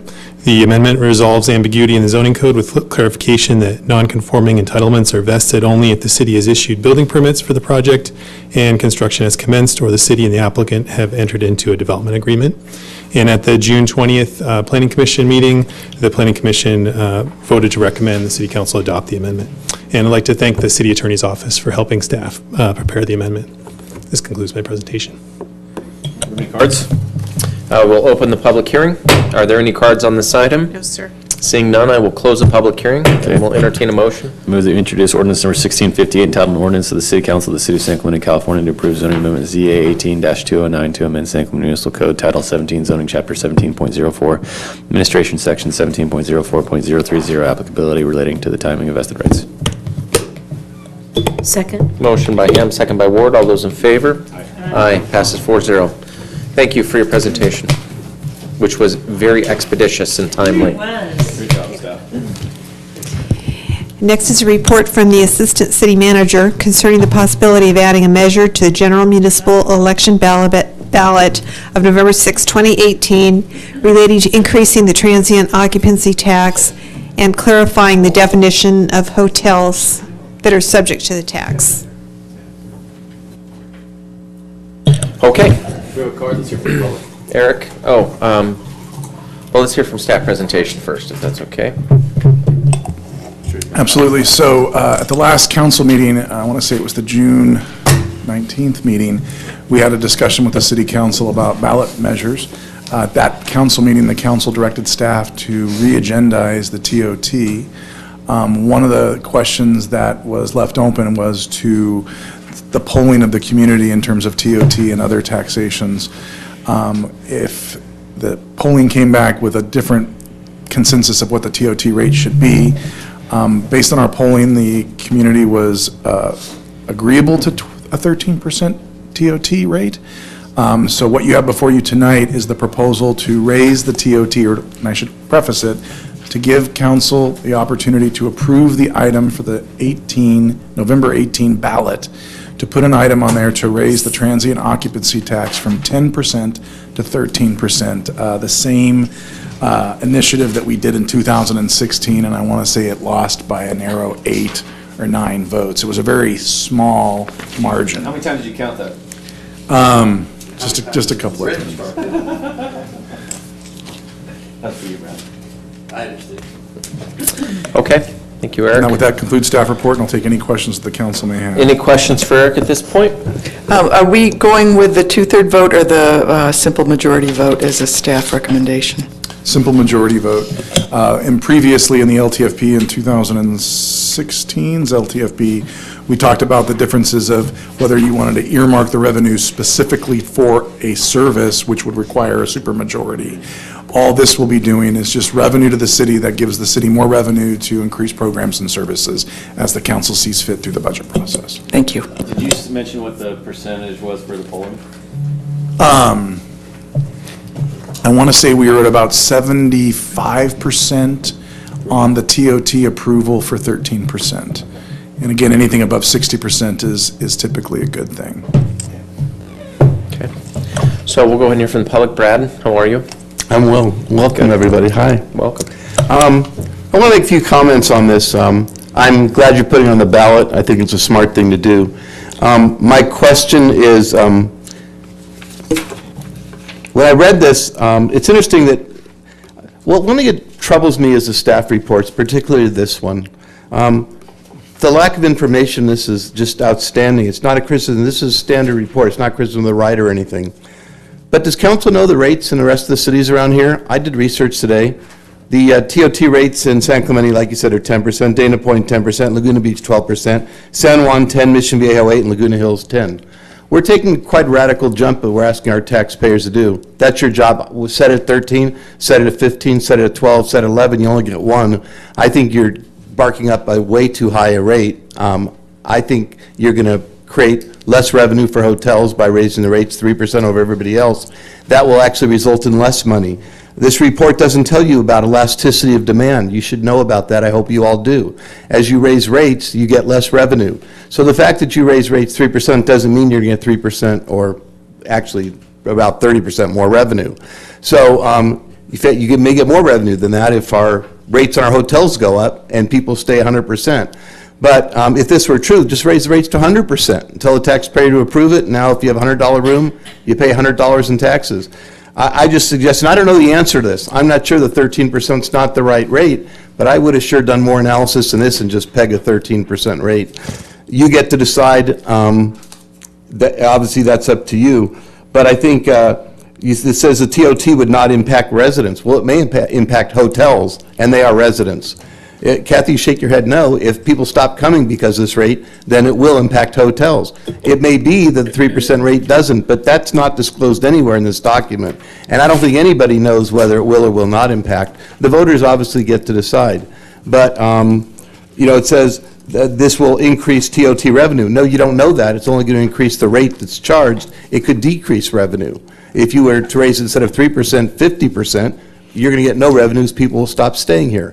So I think this is a short-sighted report as to what you should do. I think the question before you tonight is not whether you should put this on the ballot. I think you should. The question is, should the rate be 11%, 12%, 13%, 15%? I don't think 13% makes a lot of sense when it's 3% more than everybody around us. Maybe 12 makes more sense. That's a choice for you to make. I just wanted to explain to you that I don't know if 3% will make people go to other hotels. Maybe it will. That's something that the voters ultimately get to decide, but it's your wisdom that's guiding the voters. So I don't know. I haven't had time to think about it, but 13 sounds high. I think 12 might be better, but if you think 13 will work and the rate won't go down, the citizens will pass it, let's go for it. We can use the money. But I think you should discuss it and ask Eric what he knows about that. Thank you very much. Thank you, Brad. Any other cards on this item? No. Sir, okay, all right. So no other cards item. I will close the public hearing. It's funny. I never thought I would say these words out loud, but I actually agree with Brad on this question. I had actually requested from Eric earlier to produce some rates for surrounding cities. This was a part of the report previously. In previous staff reports, when we explored this a few years ago, we went through all of those rates. We did. And so I took a look at the old stuff, and it is included here. But if you wouldn't mind, maybe give you a little primer on some of the previous rates of the surrounding cities. So again, I'll agree with us, actually, Brad, as well, in terms of some of the surrounding cities.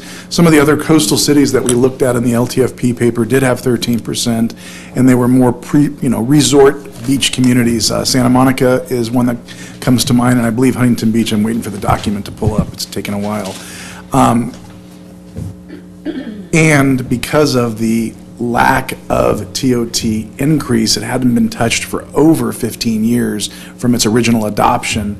There was a thought from the staff as part of the LTFP recommendation process that would be something that would be complementary to other coastal provide. Something is 13 a higher end for a TOT rate? Yes, absolutely. You'll see it in coastal communities. But again, I think one of the things that it will bring revenue in, we see a significant amount of revenue attributed to the 10% that we currently assess from hotel operators, in excess of $1 million a year. So it's one thing that, we're limited in the revenue that we can have to provide services or programs, and we don't see our revenue stream increasing. So staff is diligent in looking at other revenue opportunities that can not impact the community from a taxation standpoint, i.e. residents. I'm sure there might be a few hotel operators that are residents, but from my knowledge of the business license issued to hotel, a lot of them are not residents of the community. And this would affect visitors, obviously, who are coming to the community and paying. And this would also be a rate that would be effective of your STLUs that are in place as well, that pay TOT as well. So if the council wanted to look at a different rate, I think we're ready to listen to the council, and we could address that accordingly and move forward with it at the ballot if the council was to do so. Any other questions for Eric? No, I just have some comments. Sure. Sorry, I coughed and I lost my train of thought. I lose it all the time. No, I know. You said that joke. You looked at me and I went, my train of thought is still boarding at the station. Okay, as far as visitors go, when we talk about Dana Point, they're a very small city. I think they're only, is it 8 miles? They're so small. The visitors serving portion of Dana Point is really the county and the harbor. So yes, Dana Point has 2 hotels. If they are at 10, I didn't know that they were at 10. They have very little that they really offer other than their great quaint city, because the visitor serving is the county, and that's unfortunate for Dana Point that that's not their area. Our city the entire city and all of our amenities in it are visitor serving. The fact that we have a nice city and we keep it that way, and we have all of our infrastructure that we do, the beach trail, the pier. Who has a pier? A wooden pier. That's a lot of maintenance, and it's over 1 million visitors a year. That's maintenance on infrastructure that we aren't getting paid for. At 10%, the visitors are not helping us pay for that infrastructure. When this was set, I think in 1964, Stan Northrup was mayor, and Max Berg was still the city clerk then. And one of the things that it says is the reason why to put this tax in there, use of funds. Funds derived through the levying of the transient occupancy tax shall be expended for the promotion of the tourist business and the maintenance, improvement, or acquisition of facilities which the council may determine are a direct benefit to the tourists in San Clemente. I have heard from our Chamber of Commerce, the last time we tried to do this, that they were concerned that our ballot measure didn't say this was just for tourism. The initial reason that this was done was to acquire facilities and maintain them that promoted tourists. This ballot measure has not changed, because I think I've heard before this said it was for tourism. But you have a nice city, you have a lot of amenities, you make it nice, that makes visitors want to be there and spend time because they want to be in an area where they don't get to live. So to me, the 13%, I remember we had all these other cities before. This was definitely not the highest from what we looked at before. One of the other things I want to say about Dana Point, that city does not have a policy where their services from city staff and the city hall are not neutral on their revenue. You know, we have all Dana of our- Point also has the T-bid, which is a $3 flat, tax rate, and the money goes to the 4 leading resorts. So they've got TOT plus T-bid. Thank you. Yeah, so it's a little bit dramatic to say they don't. That they're only 10% and we're good and we should do what Dana Point's doing. We aren't Dana Point, but we also do a lot of things that are good as far as our staff, that it has to be revenue neutral, that when we look through permits and things and we provide that pays for our staff time, that the citizens aren't paying for that. This is also important, that the TOT is enough to help the city fund our infrastructure so that we can handle over 1 million visitors a year. And so I'm in favor of the 13%. We went through this before. It's valid, and this has nothing to do with the residents. It has all to do with the visitors, and they need to pay their fair share, so it's not on the backs of the residents. And we need to find the money to fund future items. We need to find 8 people to change their minds, is what we need. Really quick to readdress the mayor's question. So, for instance, the highest city, based on the survey that was done, Anaheim's at 15%, Garden Grove is 14.5%, San Francisco's at 14%, Santa Monica's at 14%, Palm Springs is 13.5%, Del Mar is 13%, and then Solana Beach, for instance, is 13%, Avalon is 12%, Long Beach is 12%, Malibu is 12%, Santa Barbara is 12%, Carlsbad, just to provide a little bit of balance, is 10%, Dana Point is 10%, Encinitas is 10%, Hermosa Beach is 10%. So just to let you know, one of the other arguments that we brought up at the LTFP was the visitors that come to the city to visit provide a wear and tear on the city's infrastructure, whether it's roads, et cetera. And so this would also help with those amenities to maintain them as well. And public service, or, I didn't mean public service, I meant Public safety. public safety. Previously, when we contemplated this question, it was always along the lines that we're experiencing cost increases in our public safety expenses.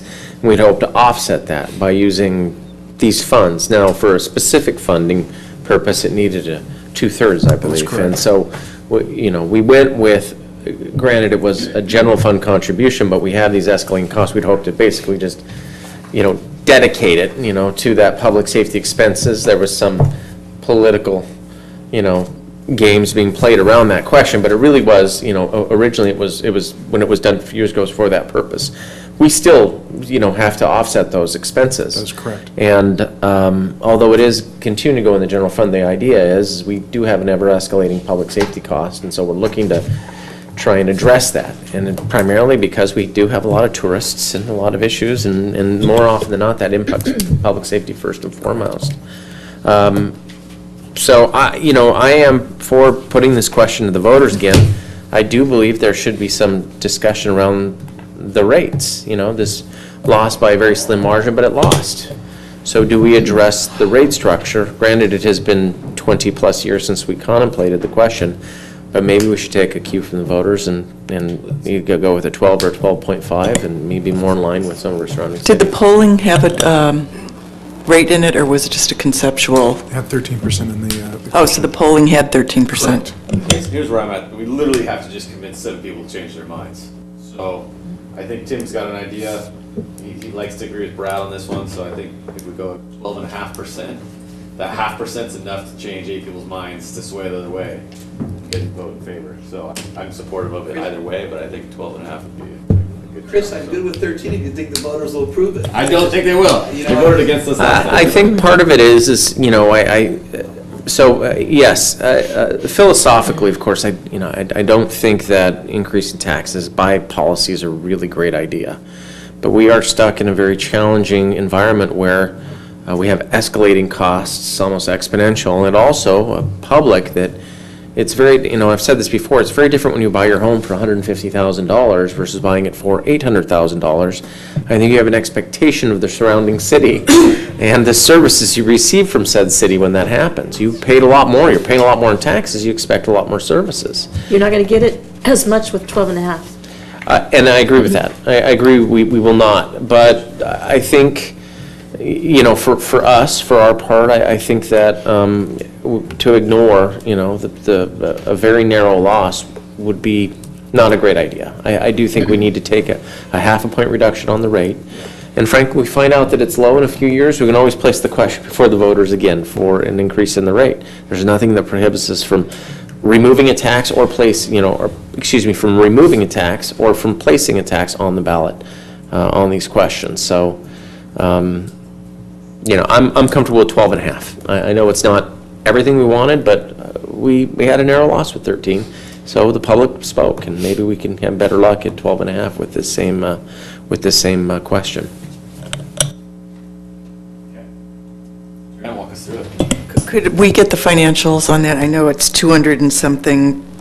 So what is the 684,000 become? 228 per one, so times 2, that could be because we're going to need to. Yeah, I was going to say just about $500,000 in revenue. Well, let somebody who's got a calculator just take. 460 plus 115, 575. Okay, so that's what's going into the ballot, 575? Yeah. I like that. 575. Okay. So the ballot, just so we're clear on this, the ballot would read shall ordinance number, whatever it's going to be, 1657? Is that what it's going to be?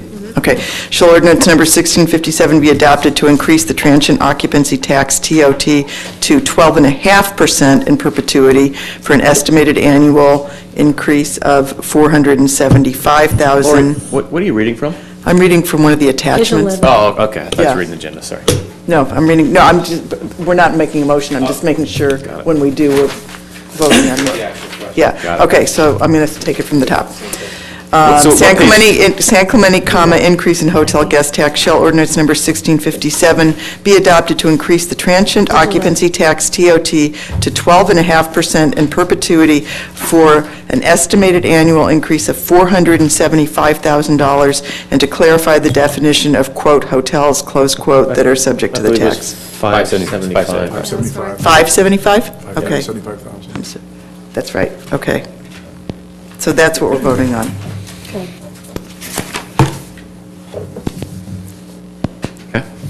Can we make sure those numbers line up? Is that accurate? Correct. So I'm going to look to the council, to the city attorney and to Joanne. We'll run it through the financial test tomorrow morning just to make sure. And if the number is 574, whatever 12.5% 570 runs. 570. I just did it. Okay, we're going. Okay, so we're going with 570. Okay. Did I see? Thank you. Okay.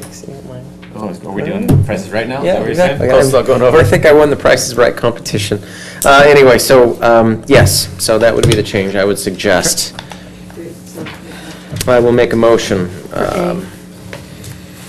Well, we also have to decide whether to, if A would be to have direct the city attorney to prepare an impartial analysis, and B would be not to have that. Well, let's do one at a time, right? No, it's A or B But on this first one. you need to adopt the first resolution, which adds it to the already called ballot, and also request consolidation with the county.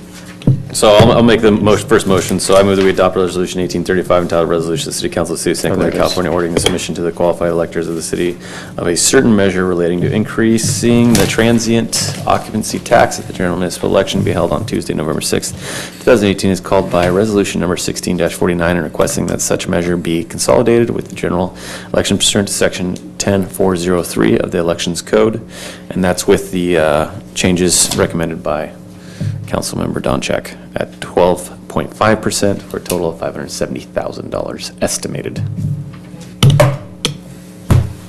Second. Motion by Ham, second by Ward. All those in favor? Aye. Passes 4-0. Okay, then the next thing is for council to determine whether or not you want to assign, whether you're interested in doing an argument in favor, a direct argument in favor of the measure. If you do, staff is recommending that you appoint a subcommittee consisting of no more than 2 council members to draft the argument, and that you call a special meeting, well, it wouldn't be a special meeting, an adjourned regular meeting, where you could all get together and sign it, and you also have a chance while you're together to make any changes that are desired. Make changes to the draft that the 2 council members To come up with? Right, you can, because it would be a meeting. Did we draft an impartial analysis last time? Didn't. Yeah, let's just do Scott says yes. Yeah. Well, can we use the same one we already agreed on last time? Get lost. Draft a new one. It's supposed to be informational and not. Brad Allen was the voice. that direction. That's true. If we can't advocate, we're not writing It's anything to impartial. advocate. It's impartial anyway. I don't know how you rewrite it impartial. How do you write? I think the only thing we're here is to provide clarity to the voters of exactly what the question is, not that we want it, or this case may be, but people deserve to know exactly what it is. Well, I think it needs to say something better than it did last time, because it didn't pass. So, That's the impartial analysis, don't forget.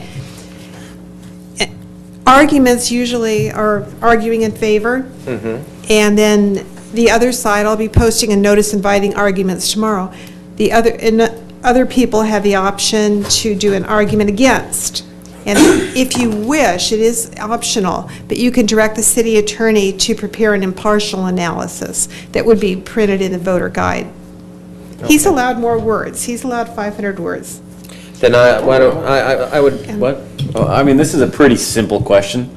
Do we even need, maybe the impartial analysis was leading the 7 voters down the wrong track. A part of the impartial analysis is identifying the tax, the historical structure behind it. Is that what we're talking about here? It's just totally factual. He can't argue one way or the other. It talks about who pays it, that it's on a hotel. Okay, well, I think we should. The one we provided, I'd like to take a lot of credit for it, but it's pretty much a standard template used all over the place every time someone changes their TOT, so. I'm sorry that I didn't look at, Laguna passed theirs the last time. Their residents overwhelmingly supported the city in charging the visitors. I wish we had looked at theirs. Well, in defense of what we did here, we took zero advocacy on this question. We voted to put it on the ballot, and we just left it as is. And when the vote came back out, the vote came back. And so, not that we have to take a strong advocacy position, but I do think people deserve to know what this is for, and and how it is taxed and who pays it.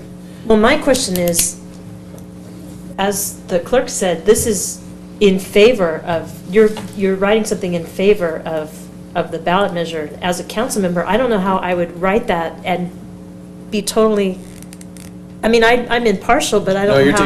you're talking about two different Am I? things. There's So- argument, and then there's the impartial Yeah. analysis. We can do both. Oh, okay. We should have Okay, so Scott. I thought you were talking about the argument. We and should so I have was Scott confused. write the It's an open impartial book. It's an open analysis. book. We can So do whatever I'll we make want. that motion. It's a menu, we can just select from it what we want Okay. and leave what we don't.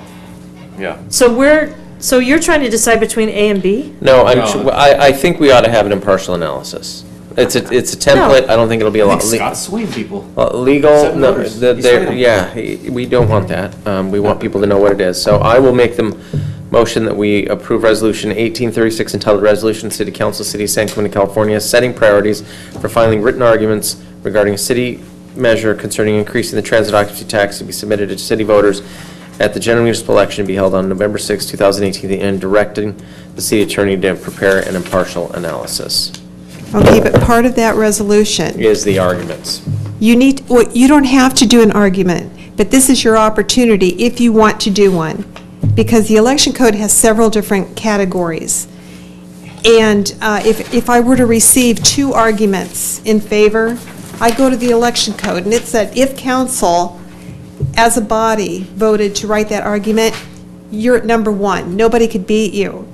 If you don't do that, then it goes to a bona Then fide group. anyone can submit an advocacy. Well, anyone can submit, but there could only be one printed, and I choose that. And when I'm choosing that, I use the election code. If you vote to write an argument, you instantly become number 1. Your argument would trump. If you don't do that, then it goes down to a bona fide association of citizens, and then a group of citizens, and then the next one is an individual. So it's a bit of a potluck. This wasn't that hard last time. It's just a hard thing to explain. Well, I It's think- setting the priorities. I do appreciate the explanation, because it's exactly this question that has caused, a lot of consternation amongst this council and some residents, that, we want to be incredibly clear on these questions, and particularly how it gets done. I do think we have an impartial analysis, and I do think this council should present, what these funds are intended to do. It doesn't, you don't propose to raise a tax just for the idea of, because it seems like a pretty good idea at the time. We should have a reason why, and I think that considering of how many people have testified about the public safety priorities in our community, we're really having a struggle funding that. Are you making an argument right now to write an argument in favor? Is Yeah. that what you're doing? Yeah. So you're going to be on the committee with? No, I have no. no interest in being on the committee. Well, I would say after I'm just last saying, time. I'm saying that somebody should do it, but I've carried, Yeah. carried plenty of water the last time. Well, I figured the 2 of you would not want to even volunteer for Because I this. won't be here for the outcome, so I'm not interested in. Well, you can, should write, but no. you can help write it, but you don't have I to. don't choose to, because I'm not accountable for the outcome. Well, you will be paying it as a resident. That's true. And you're still here on council to decide this. Hey, you're going to be here for a whole month afterwards. Laura, you want to help me?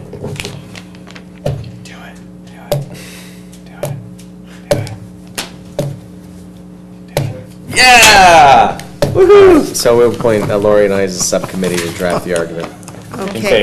In favor. And then we will come back together publicly to sign and to deliberate on the Before question. August 3rd, because I'll be posting the notice inviting arguments. So we have That's to, next week. It is. Well, We have to have a special meeting. we're nearing the deadline to get it to the register of voters. so a public meeting would be a council, like another council meeting? That's what the city attorneys recommended, adjourned. to avoid any Brown Act There questions. were concerns last time that just having you come by and sign it constituted a meeting. So the easy way to do that is to set a block of time that you can come by and sign it. Tuesday, July 31st? What time? Oh, are we looking at? Let's do it early. Okay. Well, we would have to do it early because the chambers isn't available after 6, so, on that day. So 5 o'clock. What's happening after 6? Neighborhood meeting on Camino Capistrano. Let's push that out an hour. Yeah. We could move it to a different location if necessary Let's as do well. that. Let's do 4:30. Move it to the community It center. should It's be just very coming here quick, to sign. Yeah. because you're just Yeah. signing together. Yeah, you don't It'll even all already have to be come at once if drafted. you can. It's probably a What's that? 15-minute meeting. You don't even all have to come at once if you can't make it at once. Could, Well, you know what? Could we ask staff to give us a couple of drafts that? Yes, like the other communities who've done. Yeah, if you could look at some other communities and give All right, us so we'll some. do it at 4:30 Laguna next Beach. Tuesday. That's the big meeting, and then you and I. Say that again, Tim. Suckered yourself into this, buddy. You have no one to blame but yourself. Can we do it 5? Would that be okay? Which I day? gotta come from San Diego. Well, you only have to show up to sign, so we'll start the meeting at 4:30, and then you can show up and sign. That's fine by me, 4:30 is fine. Which date? Next Tuesday, the 31st. And then maybe you and I can figure it out on Monday Yeah. during our city manager. It's funny, actually, overlap. if it's, Eric, if you could just send some proposed gonna arguments. do that we can tomorrow. kind of- Yeah. we kind of silo ourselves and come together on Okay, Monday. so I'm looking at my notes. I'd like to see what Santa Barbara, wait a minute, theirs didn't pass. I want to look at Laguna Beaches, because theirs passed last time. I'd like to look at Garden Groves. I actually would like to look at Santa Barbara's and see why theirs didn't pass last year, because they're so much like us.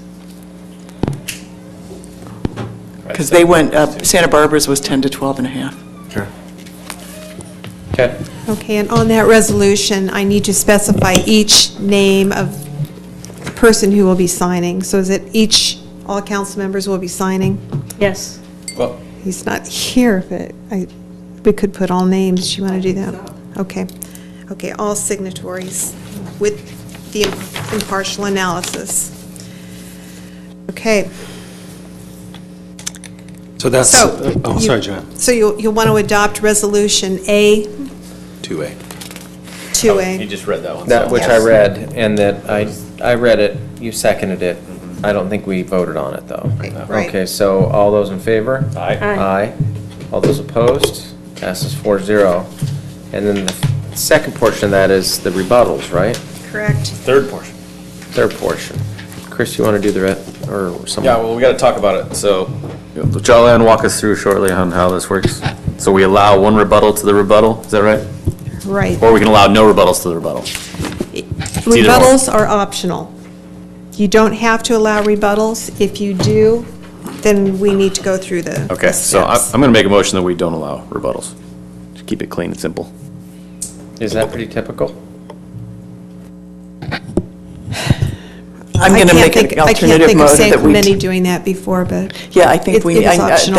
that feels to me like we're constraining free speech, or we're not giving people a chance to. Well, we're going to allow arguments both ways. against. We're not Correct. disallowing Correct. arguments. It's just there's no rebuttals to those arguments. All right. So somebody can place an argument against, Yeah. but we won't Okay. be rebutting that. and they won't Yeah, be that's rebutting fine. that. Yeah, No so that way rebuttals. there's an opportunity to speak, but it's not, I think it's. So they will have an Could be. someone will have a chance to place a statement against yes. what we're voting for, right? Yes. Okay, all right, then that's the most important thing. Okay, so if you could just make a motion that you are not choosing to allow rebuttals. So move. Oh, second. Motion by Doncheck, second by Ham, all those in favor? Aye. Passes 4-0. Okay, Wow. so just for the public's information, I will be posting a notice inviting arguments tomorrow. I'll post it here at the Old City Hall, and I'll also put it online indicating that direct arguments are due to me by August 3rd, close of business. Okay. And then, Where those tweets turned into. what?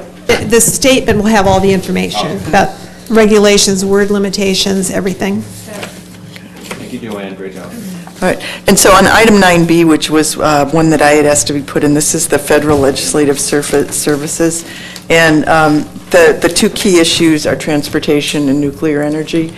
My recommendation is that we direct staff to solicit proposals from lobbyists and see what it looks like financially, and I'm guessing you're going to need some sort of a work plan, so... My only suggestion on that would be, we previously had a federal lobbyist. We did. On the sand replenishment project. And, I think that was 6-7 years ago, we didn't renew his contract. So we have somebody who is aware, but we may also need a little help on that sand too, if it comes down. That's a good point. So it should have sand replenishment as a component of those services, because it's not simply the first replenishment project, but the ongoing 5-year, 6-year, 7-year sand replenishment window that we would also be looking at. And I'd also like to specify, if you could reach out to Oceanside, because in the categories of nuclear energy and transportation, if there's a lobbyist that they've had a good experience with, that might be of benefit. Or that if we could join. Yeah, yeah. And benefit from maybe a combined rate or something. That. One point that I would like to ask staff is, when we're getting bids for this, do we need to clarify what they would be doing? Yeah. Okay. I mean, you know, with an RFP, a request for proposals, you don't have to be granular in the scope of services, but I think, you know, I'm getting sand replenishment, which we can definitely, you know, rally some information from Tom Vonnegutt's team. I'm getting transportation, which is obviously the toll road issues and other mobility issues within Orange County and San Clemente. And then the nuclear issue regarding the storage of canisters, short-term on-site versus long-term off-site. So I think we have enough, unless the council wants to contribute more to that scope. Okay, the only change to that would be the nuclear. What we talked about before was trying to make sure that we're on the list to get the consent-based storage funds. And I thought that's all it was for, not to get it moved off, but now I do think it was. We were trying someone to help us further along what we want is getting the waste Understood. removed. Okay, but the money was definitely something we were trying to do. Do you want me to clarify that? Yeah. Okay. No, What happened is, when we read the bill, it didn't it like stopped at the San Diego County line, Orange County line, and we are the closest city, so we need to lobby, that's why we wanted the federal lobbyists. No, we were not included. So we should be the city receiving the majority of the funds for the impact. It was actually that, but also, as importantly, we are by default a host community. Right. And the legislation is silent on communities such as ours. And so the basic opportunity is to redefine what a host community or a consent community is, so that we, as a community, would be eligible for the funds. Yeah. It didn't say that. Yeah, crazy. Yep. Okay, so that's what I wanted to clarify. Okay, so that's my motion. Because it just said nuclear Yeah, matters. so direct staff to proceed with RFP on the 3 issues. Do you need a vote, or just receiving direction? It's new business. It's gotta be- Yeah, I think it would be preferable to get a vote, please. Okay, do we have a motion? Yeah. Motion, I second. All right, motion by Doncheck, second by Ham. All those in favor? Aye. Passes 4-0. Joanne, we got a 4-0 vote with motion by Doncheck, second by Ham. Sorry, Mayor. Our sidebar was to confirm that once arguments for and against are permitted, so are rebuttals. So we don't get, we don't get to decide whether there are rebuttals, but we get to decide on your side who writes your rebuttal. Oh, I see. So once there's arguments, rebuttals have to come, and then you get to decide who Okay, represents. so I move you. that do I have to make a motion on that then? You need to adopt the resolution. 3A. Okay, I move that we adopt resolution number 18-37, titled Resolution of the City Council of the City of San Clemente, California, providing for the filing of rebuttal arguments for a city measure concerning increasing the transient occupancy tax to be submitted to city voters at a general municipal election to be held on November 6, 2018, and that the rebuttals will be authored by our subcommittee if they want to. The same subcommittee. If we elect to. Yep. Okay. Okay, motion by Ham, second by Ward. All those in favor? Aye. Aye. Opposed? Passes 4-0. Thank you for clarifying that. We do have.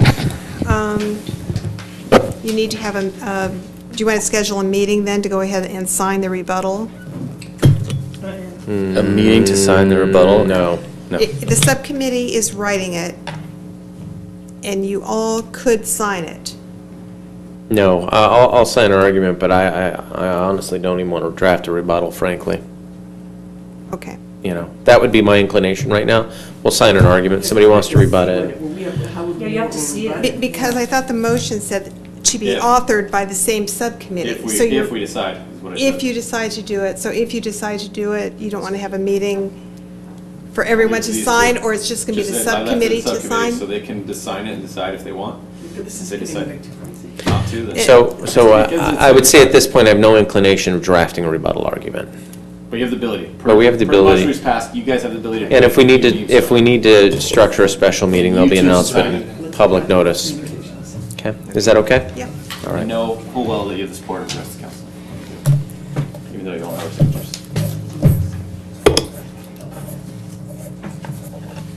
Communications part two. Okay, oral communications part 2, I have a few cards. Okay. Thank you. Tony Roblino, following Tony is Richard Gardner.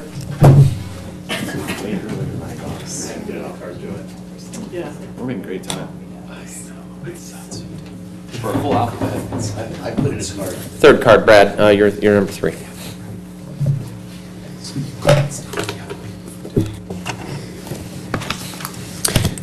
Good evening. Thanks for letting me come and speak and share some things with you. I watched the March 6th meeting again just to kind of get some of the key points fresh in my head. And I think Mr. Maxinoff mentioned that there were approximately $100,000 going to FAM. And that, I'm not sure if that was plus or minus the $11,000 that was voted on that same night with a full majority of the council. You know, Cord Bauer always tells me, come with solutions, don't just come with complaints. And so I want to come with some solutions. And I just feel, honestly, we have some amateur detectives, and you probably have heard, that have tracked FAM's resources going in and out of Marblehead Canyon with photo evidence, video evidence. An individual who drives a car at North Beach was in the back of FAM loading up and then delivering those resources over to North Beach at the Transients. These are documented. This isn't just hearsay. This isn't just rumor or happenstance, but these are actual photo evidence. Happy to share any of that with you if you're interested. I just want to hit the pause button on what FAM's doing. We know that they've got their mission statement, their core mission statement, families, family assistant. We just want to get back to that because I feel like with everything that's going on right now, it's just getting diluted. The resources are not going to the right individuals. It's actually being taken away from those who would probably benefit from it because it's going to those who choose to bilk the system. My concern is if FAM resources are going into Marblehead Canyon and if there is a fire, and if FAM's acting in a formal capacity of the city, does that mean the city's liable for something that comes out of that?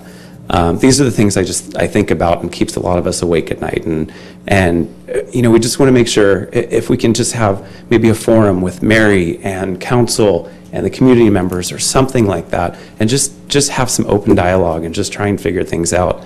The way things are going right now, it's just not working. We'd like to get it back to the point it was several years ago if we can just have some dialogue and figure out how to move forward on this process. At North Beach tonight, while this meeting was taking place, there was an individual there, and they were sending me pictures and video of the transients at North Beach, on the beach, around the fire ring, smoking, drinking, catcalling to young females that were nearby. These are our citizens, and people just do not feel comfortable going to North Beach. And if we already have rules in place for the smoking and the drinking, they're just not being enforced. And so I'm just pleading to you to just try and help out with that. Last, you heard I did take a tour of the substation with Jean, and it was very eye-opening. And I've reached out to the city. I've emailed Mr. Sund and some council members. All I'm looking at is if there's some way I've been able to orchestrate getting a crew over there, slap some fresh paint on the walls per your approval, in agreement with the colors. If I can get a carpet laying crew over there, again, no cost to the city. If there's, again, your approval, the type of carpet, just to help spruce this up for these guys. They work hard. We just want to try and make it at least a little bit more comfortable. Clean the bathrooms or things like that. I mean, I went in and used the bathroom, and I had to hold my breath. And I work with children. I'm covered in things that children spew out of their bodies daily. I have a strong stomach, and I had to hold my breath just to go to the bathroom. It was so musty. I'm just asking, just again, coming with solutions and resources, please, just trying to work together as a community. Thank you, Tony. Appreciate your time. Thank you. Richard Gardner, following Richard is Brad Malamud. Mr. Machete, if you want to send those videos to the council, I'd appreciate it. You said you have photo evidence, just FAM. City Council at San Clemente dash, you know. Okay. And then also you mentioned having a public forum. Mary and a representative goes to the Human Affairs Committee meetings, I think quarterly. So she just was there 2 months ago, it was in our minutes. So she's always willing to answer questions. She comes to a lot of council meetings actually, so there's an opportunity there. And the thing is we feel like we're just getting the standard talking points, the 12,000 people being helped, this and that and the other. We just want to have They're pretty substantial talking points, aren't they? Yeah, but it's not addressing the concerns. It's not matching what people are perceiving in the community. They're not alone. Were you in the room when we talked about Mercy House? I was trying to watch it. I was on my way driving down. Okay, we've hired Mercy House, $75,000. They're going to be here 6 days a week, making contact with those homeless and getting them to services. And if they refuse? They can refuse. That's their constitutional right. Just like you can refuse, just like we can all refuse. So, but all right, so let's limit our dialogue over the days. So, all right, so you can check out the meeting. All right. Thank you, Richard. Well, on a lighter note, Richard Gardner from Capistrano Beach. There's quite a few things on your agenda tonight that I didn't go through in depth prior to coming, but I think you guys are making the right steps. What I did come to talk about is the water and the wastewater governance, which I came to you once before, about 8 months ago, suggesting that you might look into this because it can save money for the residents of San Clemente. So that's important. You as council people, you can say, we don't need to do that. But it really could save money. So I attended the LAFCO meeting a couple weeks ago in which the municipal service review of the city of San Juan Capistrano, along with the three agencies that were interested in looking at providing those services. I noticed that San Clemente wasn't even suggested. There may be a problem with the state city charter, the city law that creates a city if you can provide services outside of your city. On the other hand, a new governance structure where the coastal cities were all provided the water sewer services with a much smaller general and administrative cost because you don't need 4 separate accounting departments, and it would free up tremendous amounts of time of the city staff. For instance, whatever time that Eric spends on water and sewer, or Mr. Vonnegut, or some of the other staff. I wouldn't say the lower, when I say lower, I mean your systems are being handled so well that you don't need much involvement. And you approved things tonight that were very major, lots of money involved. It's just good, solid maintenance. So in the case of Dave Riebensdorf, he most likely would be part of this entity that then would provide this governance. If you didn't even get informed that a potential restructuring could occur, that's unfortunate. It means that special districts were kind of making a decision for you. If you did receive a letter and didn't respond, that's what I'm here to ask you. Why? What are your thoughts? If you look at the LAFCO service review that's on there, you'll see that there may be an opportunity here to provide better service, lower cost. Okay, thank you, Richard. Brad Malamud? It's been fun tonight. I'm here to just follow up on something the city attorney said. The $265 approximately $1,000 to the TCA are documented warrant checks paid to Mr. Smith's firm titled TCA, because and you all read them, tells you what every check was for. So I don't understand, maybe I'm just confused, I don't want to put words into people's mouths, but my understanding of what Mr. Smith said was that the law firm took it on a contingency. If you take things on a contingency, you're not paid. So maybe the citizens could get a copy of the contract over the TCA, and maybe we could understand why $265,000 of checks have been paid to the firm, and what this contingency is, because my gut reaction is the city's not going to win this lawsuit. And so if Mr. Smith's firm wants to take on a contingency, I'm all in favor of that. But if they're being paid, that's not a contingency. So maybe we could at least have the citizens understand what's going on, what services are being paid for, what services are being done on a contingency basis.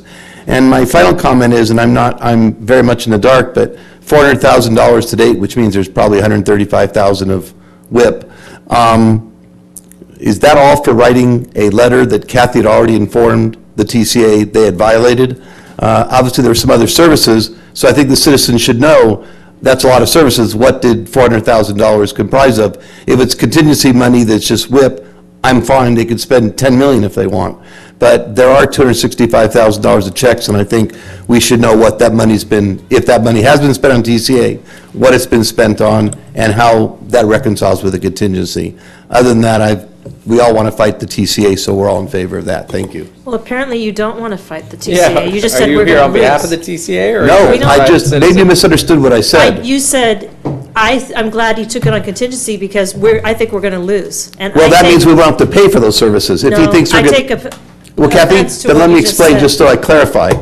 If you take something in contingency as a law firm, you're taking the risk that you won't be successful, okay? My view is, I'm going to interrupt you. We're not allowed to have a conversation like this. It's not an agendized item, so let's just accept the public comment. Fair enough, and but let me move on. just correct, because I don't want the city of San Clemente to lose, nor do I want Mr. Smith's firm to lose. But I think that the reason you take things on contingency is when there is a big risk of losing. That's when those arrangements are set up. So if you take it on an hourly, the law firm doesn't care if they win or lose. Obviously, if you take a contingency, you think you're going to win. Okay. Please understand that I think that I want the city to lose. That's not what I'm hoping All right. for. So Brad, you've made an allegation. I think that our city attorney should be allowed to clarify exactly what it is that, the relationship and to be able to handle. The speaker earlier was talking about a challenge to the toll road, and that's a writ of mandate. It's an active matter. Demurs are being heard next month, and the city there's an amended legal service agreement. We'll get that to Brad, but it provides for our firm to take that risk. Like most contingent plaintiffs, you don't take those cases unless you expect to win, and so that'd be my position about how we handicapped it. Thank you. Okay. Are we going to hear from the youngest man in the audience? I don't know. I'm curious about, he's taking notes. You didn't throw in a card? I'm just here for scouts. I knew it. I knew it. It's always the fresh-faced wanting to learn about civics. Wanting to do it. If you'd come early, it would have made you do the pledge. Okay, city manager. Very quickly, just wanted to make an announcement that the California Municipal Treasurers Association, CMTA, scored the city's investment policy that Mark Taylor, our elected treasurer, submitted. I'm proud to say that our investment policy received an average score of 91.3% by 3 independent reviewers. A press release did go out on July 12th, but this was a very big deal for us. This program requirements looks at 18 different topics to determine and deem that the best practices for investment policies, and we came out very well. So I just wanted to promote that and let the council be aware. That's all. Okay, city attorney, Nothing more tonight, thank you. council members. Can I go first, because it's building on good news? Okay, could we put up the picture? Okay. Last Wednesday night, I had the pleasure of being at the California Joint Powers Insurance Authority, where our own Kim Chaladenko was given recognition. It's the authority's Risk Management Award, and it's for her all good work at the Coastal Area Animal Shelter. And this is a real amazing story, and Chris, you can appreciate the differences that Kim's made over her 14 years at the CASA.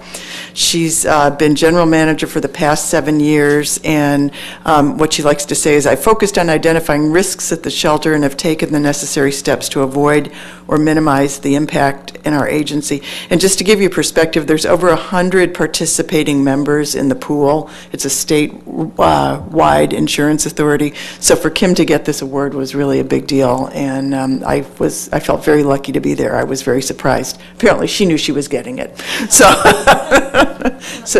So there was a press release on this too, and we have a great animal shelter. That's cool. That guy's tall, by the way. He's got to be a solid 6'8". Yeah, he's fierce. Yeah.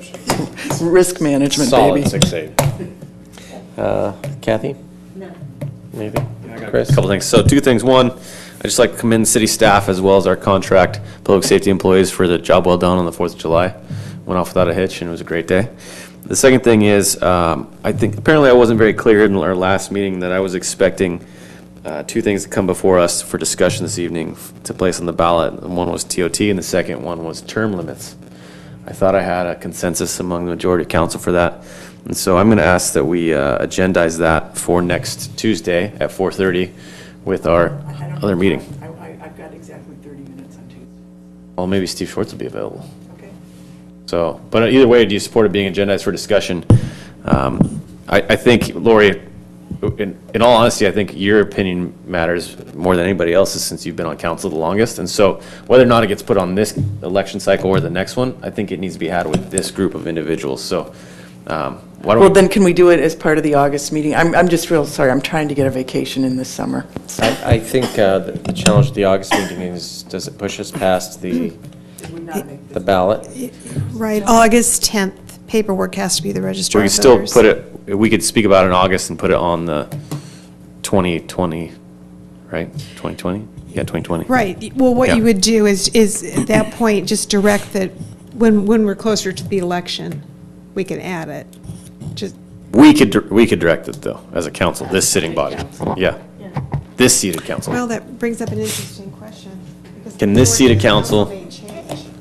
I think if they put it in play now, for then, it's all right. Yeah. We'll look. That's a good question. Well, Why don't we do this? Why don't we do this? If everyone's amenable to it, we'll put it on for discussion for 4:30.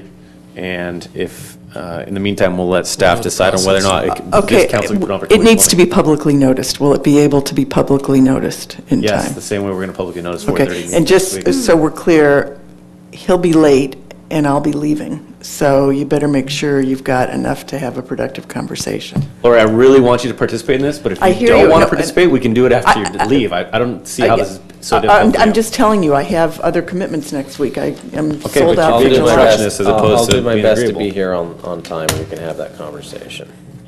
Okay, so unless this body can put it on 2020, let's maintain it for 4:30. But if you guys find in the meantime, then just continue it to August. That's fine. Okay. I do think it was a great 4th of July event. Was very pleased with how it came off. Bob and the Fisherman's does a wonderful job. We had an incredible speech by the Colonel down there. Sent some thank you letters to the color guard who participated. And it just was it was a beautiful day, and I'm grateful for our public safety officials who made sure everything stayed on the up and up, and grateful there weren't any significant issues. I also had the opportunity on July 15th to attend on behalf of the city the Fish for Life program that happens over Dana Harbor. They take a bunch. They have this great collection of volunteers, a bunch of volunteers, and they provide a fishing charter for special needs children, and they provide a red carpet, and it's just a really special thing to be able to have an opportunity to participate in. It was on a Sunday. I didn't go out on the fishing boat, but we got a cheer for all the kids who did. And I just would like to commend Jim Holden and all of the volunteers, Dana Wharf and everyone who volunteered to make that happen, because it's just great. it's great to watch the happiness that those kids have and that they get to experience that. And that's it. I don't have anything more on behalf of the city. So how do we adjourn this one, Joanne? You'll adjourn to July 31st at 4:30 PM here in the council chambers. And that's my goodness, hold on 1 second. Oh, That's an adjourned regular meeting. hold on. It's been so long, I've lost my papers. Wait, before you do that. Someone very special wanted to adjourn on behalf of tonight, and I have it all written down in all of these papers I have here. Give me a second. Luckily, I've kept myself incredibly organized up here, and so this has made it very easy to do, and I think I buried it. Give me 2 seconds.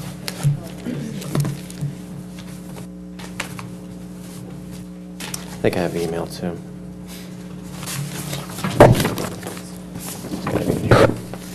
Yes. So we received news from the Art Association of San Clemente that Pam Hill passed away.